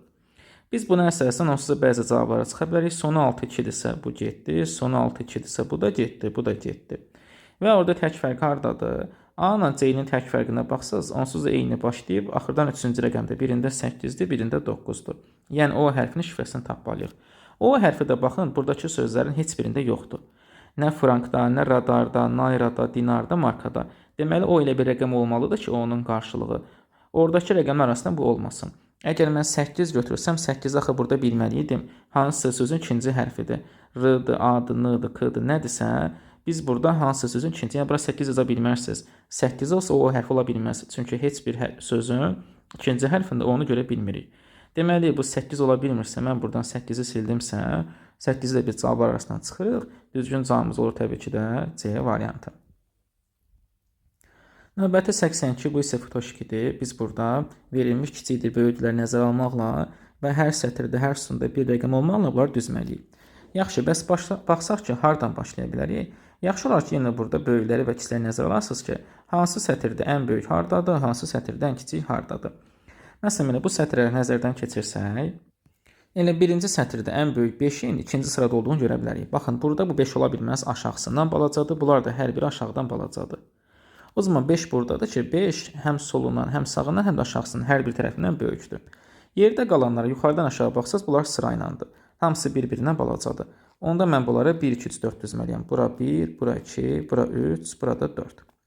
Bəs digərlərinə baxsaq, digər halını tapa bilərik. Məsələn, ən aşağı sıranın 5-i. Burada 5 harda ola bilər? Bu sağından 4-dən balaca, bu solundan balaca, deməli 5 buradadır. 5-i 100% qeyd edirik burada. Yerdə 1, 2, 3 qalıb. Bu 1, 2, 3-dən fikir versəniz, bura 1 ola bilməz, çünki yuxarısından böyükdür. Burada 1 ola bilməz, solundan böyük. Deməli 1 buradadır. Yerdə qaldı 2 və 3. Həndə 2 və 3-ü müəyyənləşdirmək lazımdır ki, hansı 2-dir, hansı 3-dür.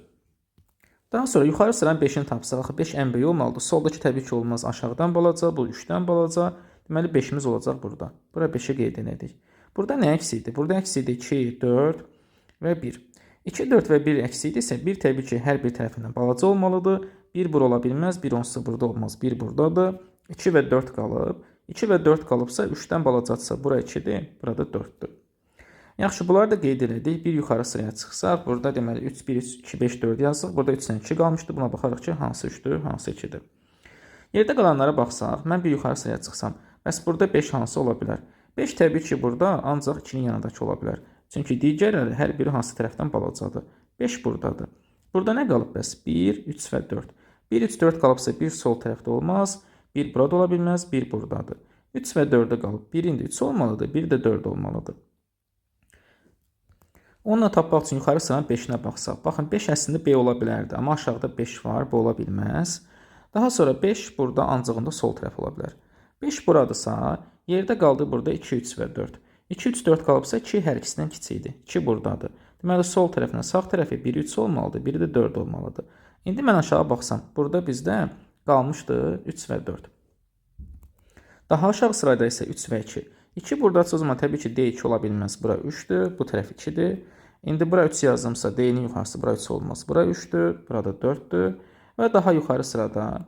İndi bizdə burada nə qalıb? Baxın, hamısını yazmışıq burada 4 əksi idi.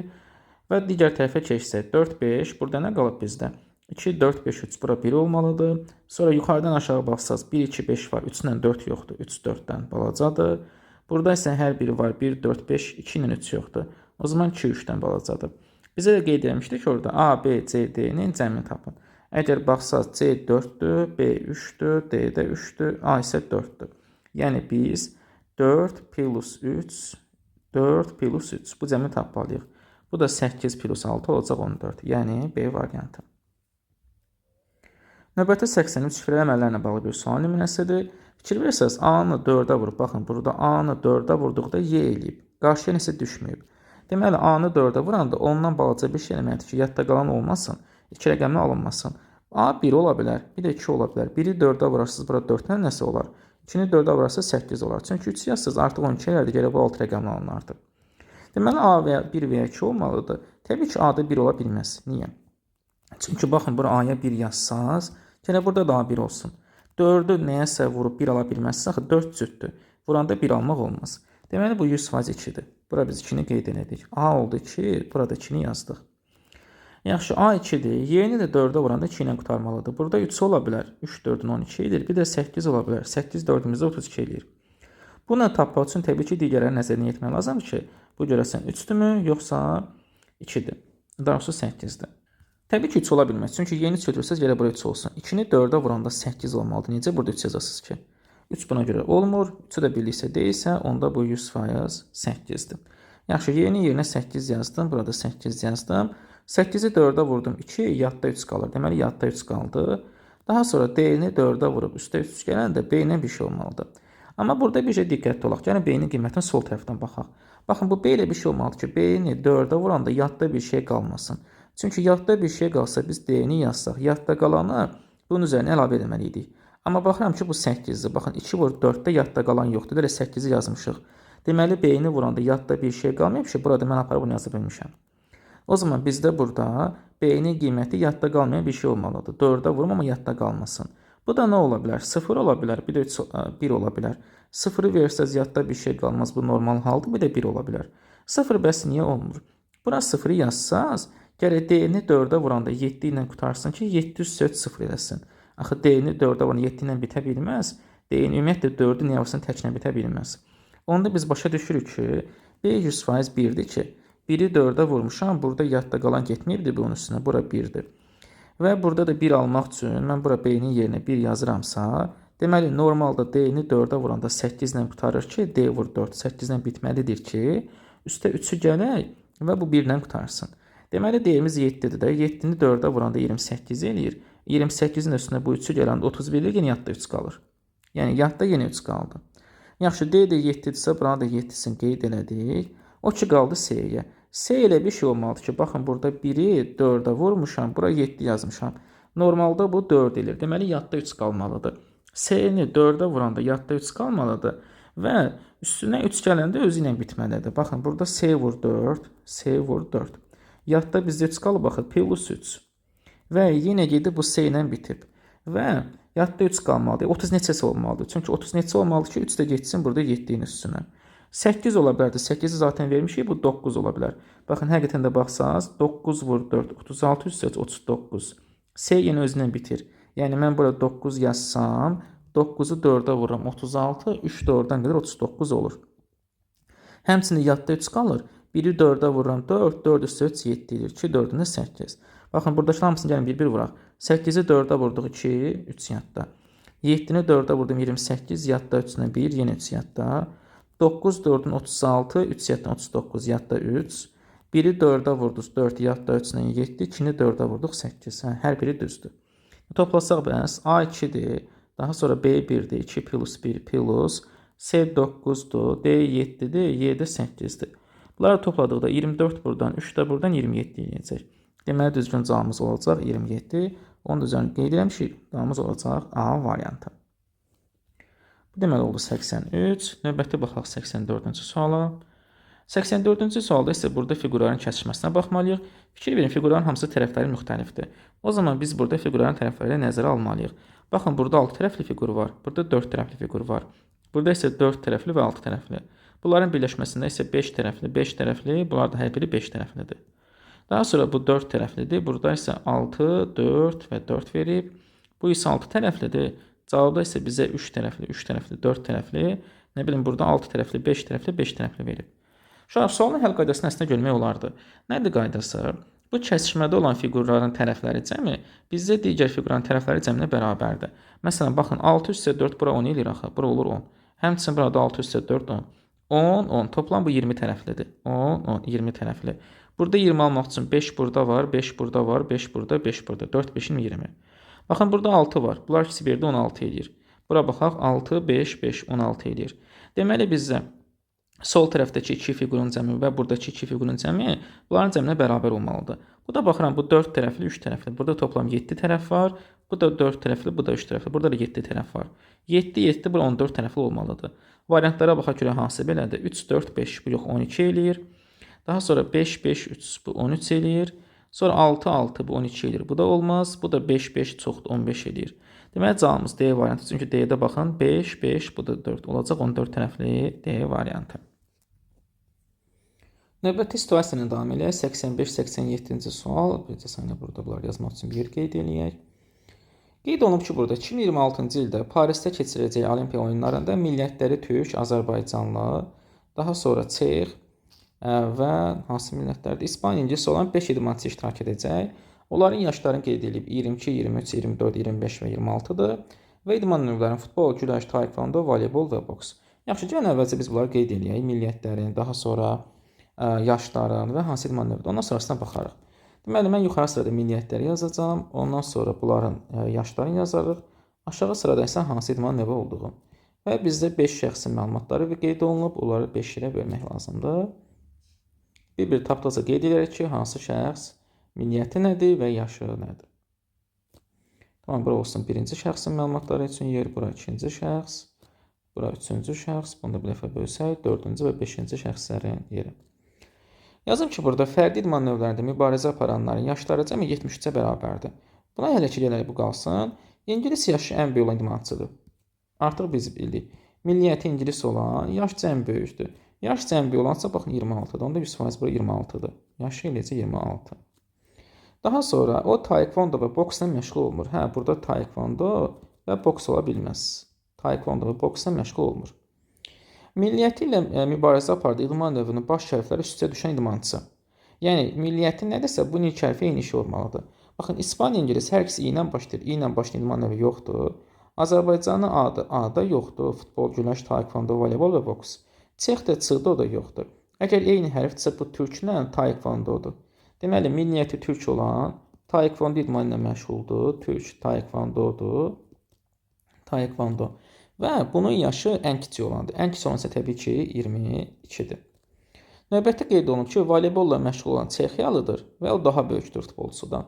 Çexiyalı voleybolla məşğuldur. Hələ ki, bunun yaşını tam dəqiqləşdirə bilmirəm, yaşlara baxarıq. Azərbaycanın 23 yaşı var. Azərbaycanda kimdirsə, bunun da 23 yaşı var. Azərbaycanlı 23 yaşındadır. Bircə saniyə üzrü sayın, biz 23-ü bura qeyd etməliydik. Burada nə yazmışdır? Fərdi idman növlərində mübarizə aparanların yaşları cəmi 23-dür. Burada fərdi idman növü hansıdır? Futbol və voleybol, bunlar ikisi komanda idman növüdür.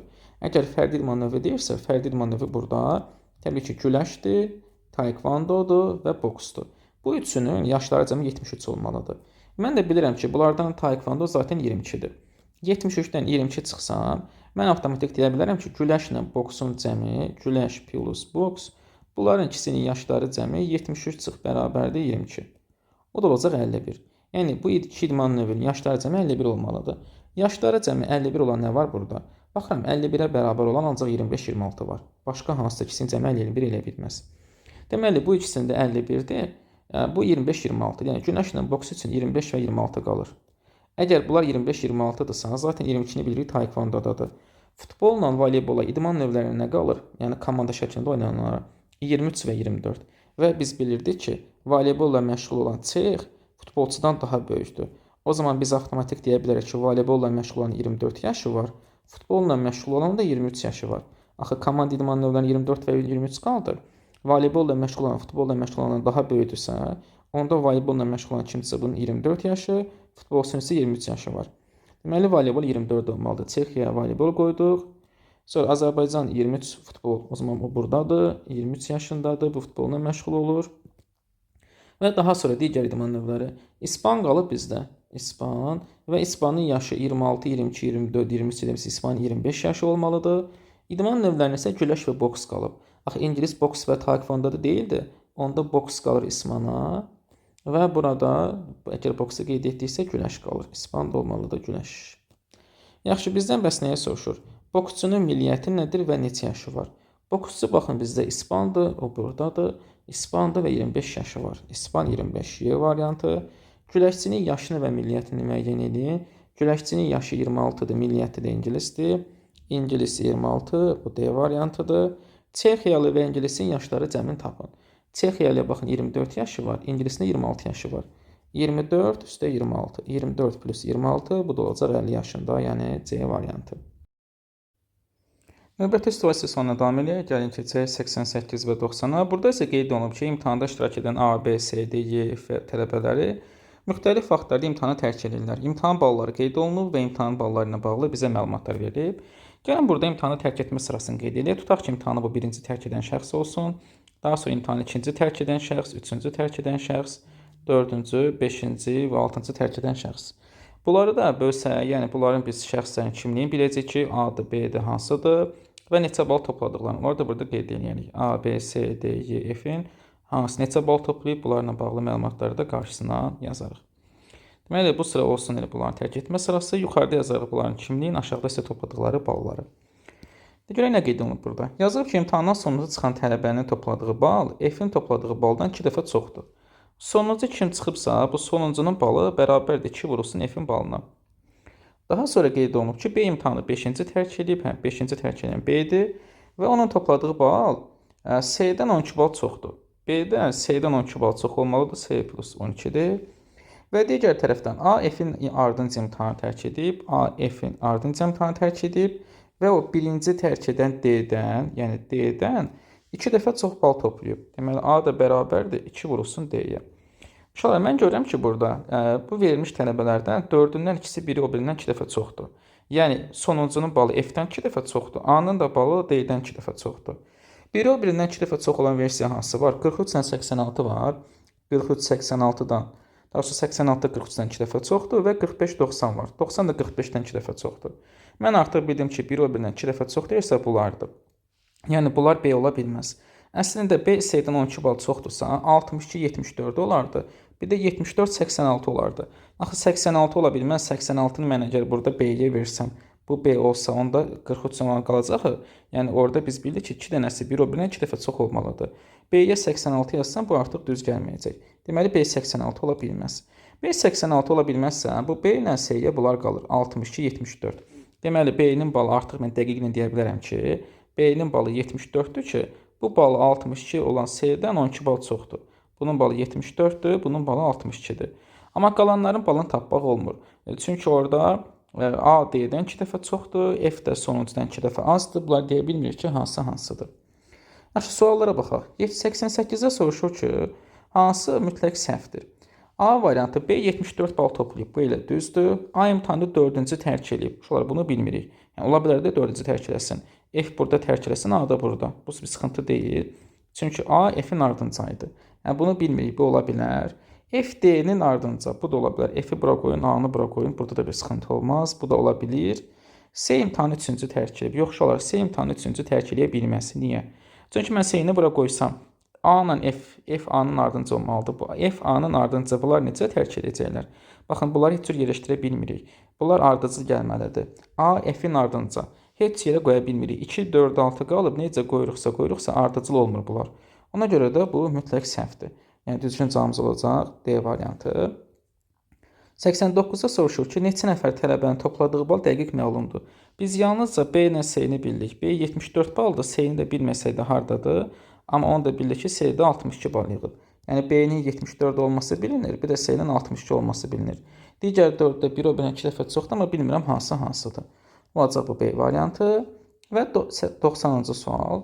Burada isə qeyd olunub ki, A və D-nin balları cəmi B və C-nin balları cəmindən 1 bal azdırsa, yəni A plus D bərabərdir B plus C-dən 1 bal azdır. B plus C çıxılsın 1-ə. Axı, B ilə C-ni bilirəm mən, biri 74-dür, biri də 62-dir. Bunları toplayıb 1 çıxsam, olacaq 135. Yəni A ilə D-nin balları cəm 135 olmalıdır və biri digərindən 2 dəfə çox olmalıdır. Orada yəni mən tapdıq ki, A plus D bərabərdir 135-ə. Bunu mən nəzərə alsam, görəsən hansıdır? Zaten bizdə bu 62-74 gedib. Cəmi 145 olması üçün, biri də o birindən 2 dəfə çox olması üçün bu 90-dan 45-dir. Dəqiqini deyə bilərik ki, artıq A D-dən 2 dəfə çoxdursa bu 90 baldır, D 45 baldır. Digər tərəfdən F ilə sonuncu qalmışdı. O zaman F-in balı 43-dür, sonuncunun da balı 86-dır. Bu arada sonuncu dedikdə biz bunları tapa bilərik də, bütün hərflər tapılıb, bu sonuncu Y hərfindən söhbət gedir. Yəni, C orada olmayacağına görə bu da Y hərfidir. Burada oldu Y. Y 86-dır. Nəyi deyir bizə? F imkanı neçə bal toplayır? F-in balı olacaq 43. F 43-dür ki, digər sonuncu da 86 bal toplayıb. Bu da olacaq A variantı. Növbəti 91-ci sual. 91-ci sualda burada qeyd olunub ki, çəməndə toyuqlar, qazlar və keçilər var. Toyuqlar və qazlardan 3 dəfə çox, qazlar keçilərdən isə 2 dəfə çoxdur. Gəlin bunları nisbət şəklində yazaq. Bunu artıq mən bağlayım. Burada görək nə qeyd olunub bizdə. Toyuqlar qazlardan 3 dəfə, qazlar da keçilərdən 2 dəfə çoxdur. Onda keçilərlə başlayaq da. Mən keçilərin sayını x desəm, keçi olsun x. Axı qazlar keçilərdən 2 dəfə çoxdur. Qazların sayı nə olacaq? Qazlar olacaq 2 vurulsun x. Toyuqlar da qazlardan 3 dəfə çoxdur. Onda toyuğun sayını tapanda qazların sayı, yəni 2x 3-ə vurmalısınız. 3 vur 2x. Bu deyəcək 6x. Və bizə deyir ki, onların 1-2-də 60 ayağı var. Hə, uşaqlar, burada qarışdıra bilərsiniz. Amma nəzərə almalısınız ki, keçinin 4-dən ayağı olur. Qaz və toyuğun isə 2-dən ayağı olur. Bunların isə 2-dən ayağı olur. Yəni, mən sayılara vurmalıyam ayaqlarının sayı. Axı, hər bir keçinin 4-dən ayağı var. 4 vurulsun 2x. Hər bir qazın 2-dən ayağı var. 2 vurulsun 2x. Və digər tərəfdə 2 vurulsun 6x. Üstə gəlsin 2 vurulsun 6x. Bu da bərabərdir 60-dan ayağı. Bərabərdir 60-a. İndi bunu həll etdik. 12, 16, 20. 20 vurulsun x bərabərdir 60. X də bərabərdir 3-ə. Bizdə nəyə soruşur? Toyuqlar keçilərdə nə qədər çoxdur? X 3-də onda 3 dənə keçi var, 6 dənə qaz var, 18 dənə də toyuq var. Toyuq keçidən nə qədər çoxdur soruşursa, 18-dən çıxırıq 3-ü. Bu da olur 15. Deməli, düzgün cavabımız olmalıdır 15. Növbətdə 92. Burada qeyd olunub ki, 1, 2, 3 və 4 qramlıq 4 dənə qəpiyi elə düzməliyik ki, bütün tərəzilər tarazlıqda qalsın. Birinci mən bu tərəzdən başlayayım. Çünki bu tərəzdə baxın, sağ tərəf sol tərəfdən 2 dəfə, sol tərəf sağ tərəfdən 2 dəfə məsafədə ayrıldı. Yəni baxın, bura məsələn tutaq ki, 1 məsafədədirsə, bura 2 məsafədədir. Deməli, sol tərəfdəki fiqur sağ tərəfdəkindən 2 dəfə yüngül olmalıdır ki, bu düz gəlsin. Biri o birindən 2 dəfə ağır olan versiya hansıdır? Ya 1 və 2-dir, ya da 2 və 4-dür. Bu yəqin ki, 2 və 4 olmaz. Çünki 2 və 4-ü bura qoysaq, 2-ni bura qoydum, 4-ü bura qoydum. Toplam ağırlığımız burada 6 olacaq, 6 2 12 ola biləcək. 1 və 2 isə az olacaq. Baxın, 1 və 2-ni qoyduqda bura, tutaq ki, 1 ilə 2-ni qoyduq. Bura 1-dir, bura 2-dir. Toplam bizim ağırlığımız nəyə bərabər oldu? Baxın, 1 kilo olan burada, 1 qram daha doğrusu, 2 qram da burada. Toplam oldu 3 qram. Yəni, bura 3 qram asmışsınız. Bu isə 2 məsafədən asılıb. 2-ni də 3-ə vuranda olacaq sağ tərəf 6. Biz də bilirik ki, bu tərəzilərin tarazlıqda qalması üçün sol tərəfdəki ağırlıqlarla məsafələrin hasili sağdakılara bərabər olmalıdır. Sağ tərəf 6-ya bərabər oldu. Məndə yerdə qalıb 3 və 4. Elə 3-ü bura qoysam 3 vur 2, 6 düzələcək. Bəs 4. Bu gərək tərəzi sol tərəfə doğru aşardı. Aşmayıbsa, tarazlıqda qalıbsa, bu heç vaxt 1 və 2 ola bilməz. Deməli, uşaqlar, burada 2 və 4-dür. Əgər bura 2 və 4-ü qoysaq, bəs, tutaq ki, burada 2-dir, burada 4-dür. Bura 2, bura 4. Həqiqətən də baxın, aşağı tarazlıqda qalacaq. Çünki buranın məsafəsi 1, bura 2, burada da 1. 2 vur 2 bərabərdir 4 vur 1-ə. Bu tarazlıqdadır. Buranı mən dəqiqini deyə bilirəm. Yuxarı tərəfə keçsək, bəs yuxarıda görəsən tarazlıqdan çıxırmı, çıxmırmı? Baxın, buranı 2 məsafədən qoyub. 2 məsafədən qoyub toplam ağırlıq nə qədərdir? Baxın, 2 burada var, 4 də burada var. Yəni, sağ tərəfi hesablayanda məsafə 2-dir, ağırlıq da toplam 6-dır. 2 vurulsun. 2 üstə 4 yaza bilərsiniz. Bir də uşaqların çoxu niyə qarışdırır? Götürüb bunları məsafəsinə vurur. Məsafəsini niyə vurursunuz ki? Bunun topun ağırlığına baxmaq lazım. Yəni, mən bura nə qədər ağırlıq asmışam. Əgər bura ağırlığa baxıram ki, orada məsafəyə ehtiyac yoxdur. 2 burada var, 4 də burada var. Yəni, toplam ağırlığımız 6 kilodur, 6 qramdır. Yəni, sağ tərəfdəki ağırlıq 6-dır. Bunun bərabər olması üçün gərək bunu neçə eləyəcək? 2-ni vuracaq 6, 12 eləyəcək. Sağ tərəf 12 eləyirsə, gərək sol tərəfdə də ağırlıqlarla məsafələrin hasili 12-yə bərabər olsun. Bizdə 3 və 1 qalıb. Axı, uşaqlar, 3-ü aparıb bura qoyursunuz, bu çox uzağa düşəcək. Elə bunu vurun, 1, 2, 3, 4, 5, 6, 18 olacaq. Yox, bu çox olur. Onda 3-ü yaxına qoyun, 1-i uzağa qoyun. 3-ü qoyaq bura, 1-i qoyaq bura. Görək nə olacaq indi? Məsafələrə baxsaq, məsafə 1, 2, 3, 4, 5, 6. 6 məsafədən 1 asmışam, 6 məsafədən 1. Və daha sonra üstünə gəlirəm, 2 məsafədən də 3 asmışam, 2 məsafədən 3. Sağ tərəfdə isə hər ikisi 2 məsafədən 2 ilə 4 asmışam. 2 vurulsun, 2 üstə 4. Bunu hesablasaq, həqiqətən də sağ tərəf 12 eləyir, sol tərəf də 12 eləyir. Yəni, bu tarazlıqda qalır. Bunlar ikisi 2 məsafədən asılmışdır. Bizə nə deyir? Bizə deyir ki, bunların ölçülərin soldan sağa düzün. Ən soldakı 1-dir, daha sonra 3-dür, sonra 2-dir, sonra da 4-dür. Düzgün cavabımız olacaq 1, 3, 2, 4. Növbəti 93. Deyir ki, Fatimə 1985-ci ildə anadan olub. O anadan olanda qardaşının 6 yaşı var idi. Onda 1985-dən altına çıxdıq. Bu olacaq 1979. Bu Fatimənin qardaşının doğulduğu ildir. Qardaş. Daha sonra nə qeyd olunub burada? Qardaşı anadan olanda isə atasının 27 yaşı var idi. Əgər qardaşı anadan olanda qardaşlıq 1979-udur. Çünki Fatimə olanda qardaşının 6 yaşı var idi. 1985-dən altına çıxdım. Fatimənin atası neçənci ildə anadan olub? Atasını tapanda atasının 27 yaşı varsa, 1979-dan 27-ni çıxın. Əgər buradan 27-ni çıxsaq, nə olacaq burada? 9 çıx 7, 2, 7-dən 2 çıxdıq. 5, bura 9, bu da 1. Düzgün cavabımız olacaq 1952. Deməli, Fatimənin atası 1952-ci ildə anadan olub.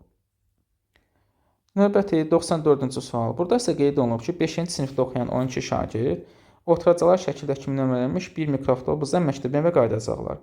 Məlumdur ki, şagirdlərdən 5-i A sinifindədir, A-dan 5 dənə sinif var, B sinifindən 4 nəfər var və C sinifindən 3 nəfər var. C sinifindən 3 nəfər və 12 şagird artıq bu formada düzülmüş oldu. Bəs şərtlər nədir? Heç bir şagird öz sinifindən heç bir şagirdə yanaşı oturmayıb. Şəkildə E hərfi sürücüdür. Bura sürücü təbii ki, onda burada heç kim əyləşməyəcək. Xətlərlə göstərilmiş, qalın xətlərlə göstərilmiş 3, 6, 9, 12 nömrə yerlərdə də eyni bir sinifin şagirdləri oturmuşdur. Uşaqlar, burada əgər 3, 6, 9, 12 eyni bir sinifdirsə, bu 100% A sinifidir. Çünki bunları onsuz da C olamaz, C çatmır, C 3-dəndir, bunlar 4-dəndir. Bunları B sinifi götürsək, B. Axı, heç bir sinifdə şagirdlər yanaşı əyləşməli deyil. A-lar üçün yer qalmır. Yaxşı, A-nın birini bura qoyduq. Birin bura, birin bura, birin bura. Növbətçisi bunlardan birinə qoymalısınız ki, 5 dənə olsun. A-ları yerləşdirə bilmirik. A-ları yerləşdirə bilmiriksə, A-lar yanaşı düşəcək. Bu da ola bilməz. Orada qeyd eləmişdik ki, heç bir şagird öz sinifindən heç bir şagirdə yanaşı oturmayıb. Onda mən avtomatik bilirəm ki, A-lar burada 3, 6, 9, 12-dir. Yəni, biz A-ları belə yerləşdirməliyik. A-ların baxın, A-nın biri 12-ci yerdə əyləşib, biri burada əyləşib, biri burada əyləşib, biri burada əyləşib. Və daha sonra qeyd olunub ki, sürücünün yanında bir nömrəli yerdə C sinifinin şagirdi əyləşibsə, burada da C sinif əyləşibsə, A sinifində oxuyan Leylanın otura biləcəyi mümkün yerləri, nömrələri cəmi tapın. Mən A-da oxuyan Leylanın əyləşə biləcəyi 4 dənə yeri bilirik. 3, 6, 9, 12. Yerdə nə qalıb bəs? Yerdə qalanlarda mən bilməyəm ki, 5-ci A harda ola bilər. Baxın, B 4 dənədir. B 4 dənə çıxanda 100% bura B-dir. Bura dəqiqlə B-ni yaza bilərik. Digərlərdə B harda ola bilər? Baxın, B-lərlə C-lər, 2 dənə C qalıb, 3 dənə də B-imiz qalıb bizdə. Burada məsələn 10 ilə 11-ə biz 100% orada qoymalıyıq B və C-ni. Çünki ora A qoya bilməliyik zaten. A-lar yanaşı düşəcək. Deməli, B ilə C-dən B-nin biri burada, C-nin biri burada və əksinə burada B, burada C. Qaldı digər 2B və C. Təbii ki, A-ları burada qoya bilməliyik. A-lar yanaşı düşəcək. Digər A-nı qoya biləcəyim 5 və ya 8 qalır. Çünki zaten B-lər hərəsi bir sıradaydı. Yəni, məsələn, B-ləri tutaq ki, bura 7, 4-ə atdım. Qalır C-nin biri. O C-nin birini bilmirsiniz axı, C-ni 8-də qoyum, yoxsa 5-ə qoyum. Ona dəqiq demək olmur. Həmçinin A demək olmur. 100% A-lar hardadır? 12-də, 9-da, 6-da və 3-də A-lar var. 12, 9, 6, 3. Digər isə həm 8-də ola bilər, həm də 5-də ola bilər. Ona görə də burada nə deyir bizə? A sinifdə oxuyan Leylanın otura biləcəyi bütün mümkün yerlərin nömrələri cəmini tapın. Bu 8 və 5-i də nəzərə almalıyıq. 8 və 5-də gəldi üstünə 8 plus 5. İndi bunları da topladıqda 21, 9, 30, bu da 13 olacaq 43. Deməli, bunun otura biləcəyi yerlərin cəmi 43-ə bərabərdir. Növbəti bizdə gəldiyi sonuncu sual, 95-ci sual, yenə fiqurlarla bağlı bir sual nümunəsidir. Burada bizə bir prizma verir və prizmada üzləri görə bilirik. Lakin yuxarı üzü aşağı üzü diqqətli olmalısınız. Bunun bir üzü 1-dir, bir üzü isə 2-dir.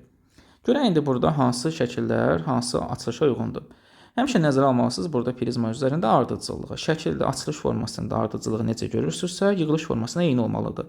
Əgər yuxarı üz eynidirsə, yox, yuxarı üz əksinədirsə, o zaman ardıcılıq tərsinə çevrilməlidir.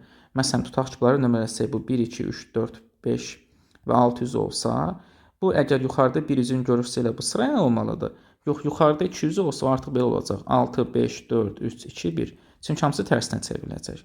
Gəlin, bunlara əsasən indi ardıcılığa baxaq ki, hansı variant hansına uyğun gəlir. Məsələn, burada fikir versəz, bunların üçün ardıcıl verib. Ən azından romdan sonra dairəni verib. Görəsən, bu harda var bu üçün ardıcıl olduğu. Mən də baxıram bunların üçünün ardıcıl oldu, yuxarı üstə 1-dir. Bunu əgər biz burada baxsaq ki, hansılar belə bu ardıcıllıqdır. Baxın bu üzü. Buradan qoparıb bu tərəfə qoysaz. Buradan qopardım, qoydum bu tərəfə. Yəni bu orta sıranın yerini dəyişə bilərdik də, sağdan gətirdim, qoydum sol tərəfə. Baxın elə sıra ilə düzülüblər. Elə bu birinci şəklin açılışıdır da. Birinci şəkildə bu üçü sırası düzdür. Mən məsələn bunun nömrəsini 1 2 3 4 5 6 olsa, 6-nı qoparıb bu tərəfə qoysam 6 1 2 ardıcılığı düzdür.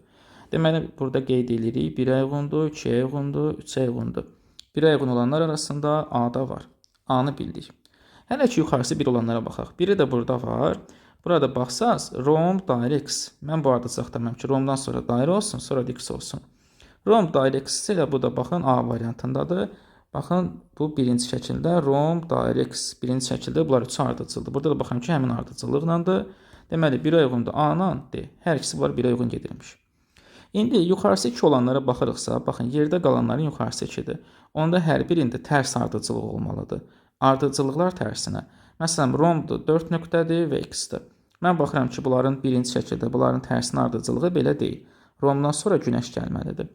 Daha sonra romblu x-dir dairədir. Burada da baxıram ki, tərsinin ardıcılığı üçün baxsam, rombdan sonra x gəlir. Bu da deyil.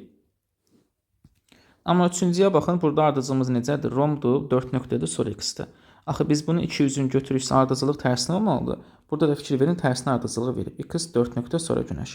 Yəni burada hər şey düzdür. X 4 nöqtə sonra da günəş. Deməli 2-yə uyğun olacaq burada B variantı. Bu B-ni də artıq 2-yə üzrü sayın 3-ə. Bu çünki 3-ə uyğun gəldi. 3-ə B variantı. Bunu da artıq bildik hansına uyğundur. Gəldik 2-yə. 2-də günəşdir. Bir tərəfində paralleloqram, bir tərəfində isə romb. Görək bunlar harda var, hansına var belə ardıcıllığına. Paralleloqram, günəş və romb. Yəni üstlərinə baxaq, paralleloqram, günəş və romb. Baxıram ki, burada günəşin bir tərəfində x-dir, bu olmaz. İkinci şəklə baxın. İkinci şəkildə mən rombu buradan qoparıb bu tərəfə qoysam.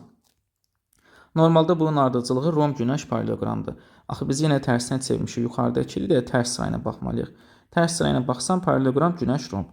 Burada da ardıcılığımız C-yə uyğun gəlir. Deməli 2-yə uyğundur C, bunu da bildik. Və sonuncusu Y. Y-də də günəşdir, dairədir və sonra paralleloqramdır. Günəşin ətrafında dairə axtarırıq biz. O da baxın buradadır 3-cü şəkildə. Normalda paralleloqram dairə günəşdir. Amma tərs sırayına baxsaq günəş, dairə, paralleloqram olmalıdır. O da Y-dədir. Deməli 3-ə də uyğun burada növbəti olmalıdır Y.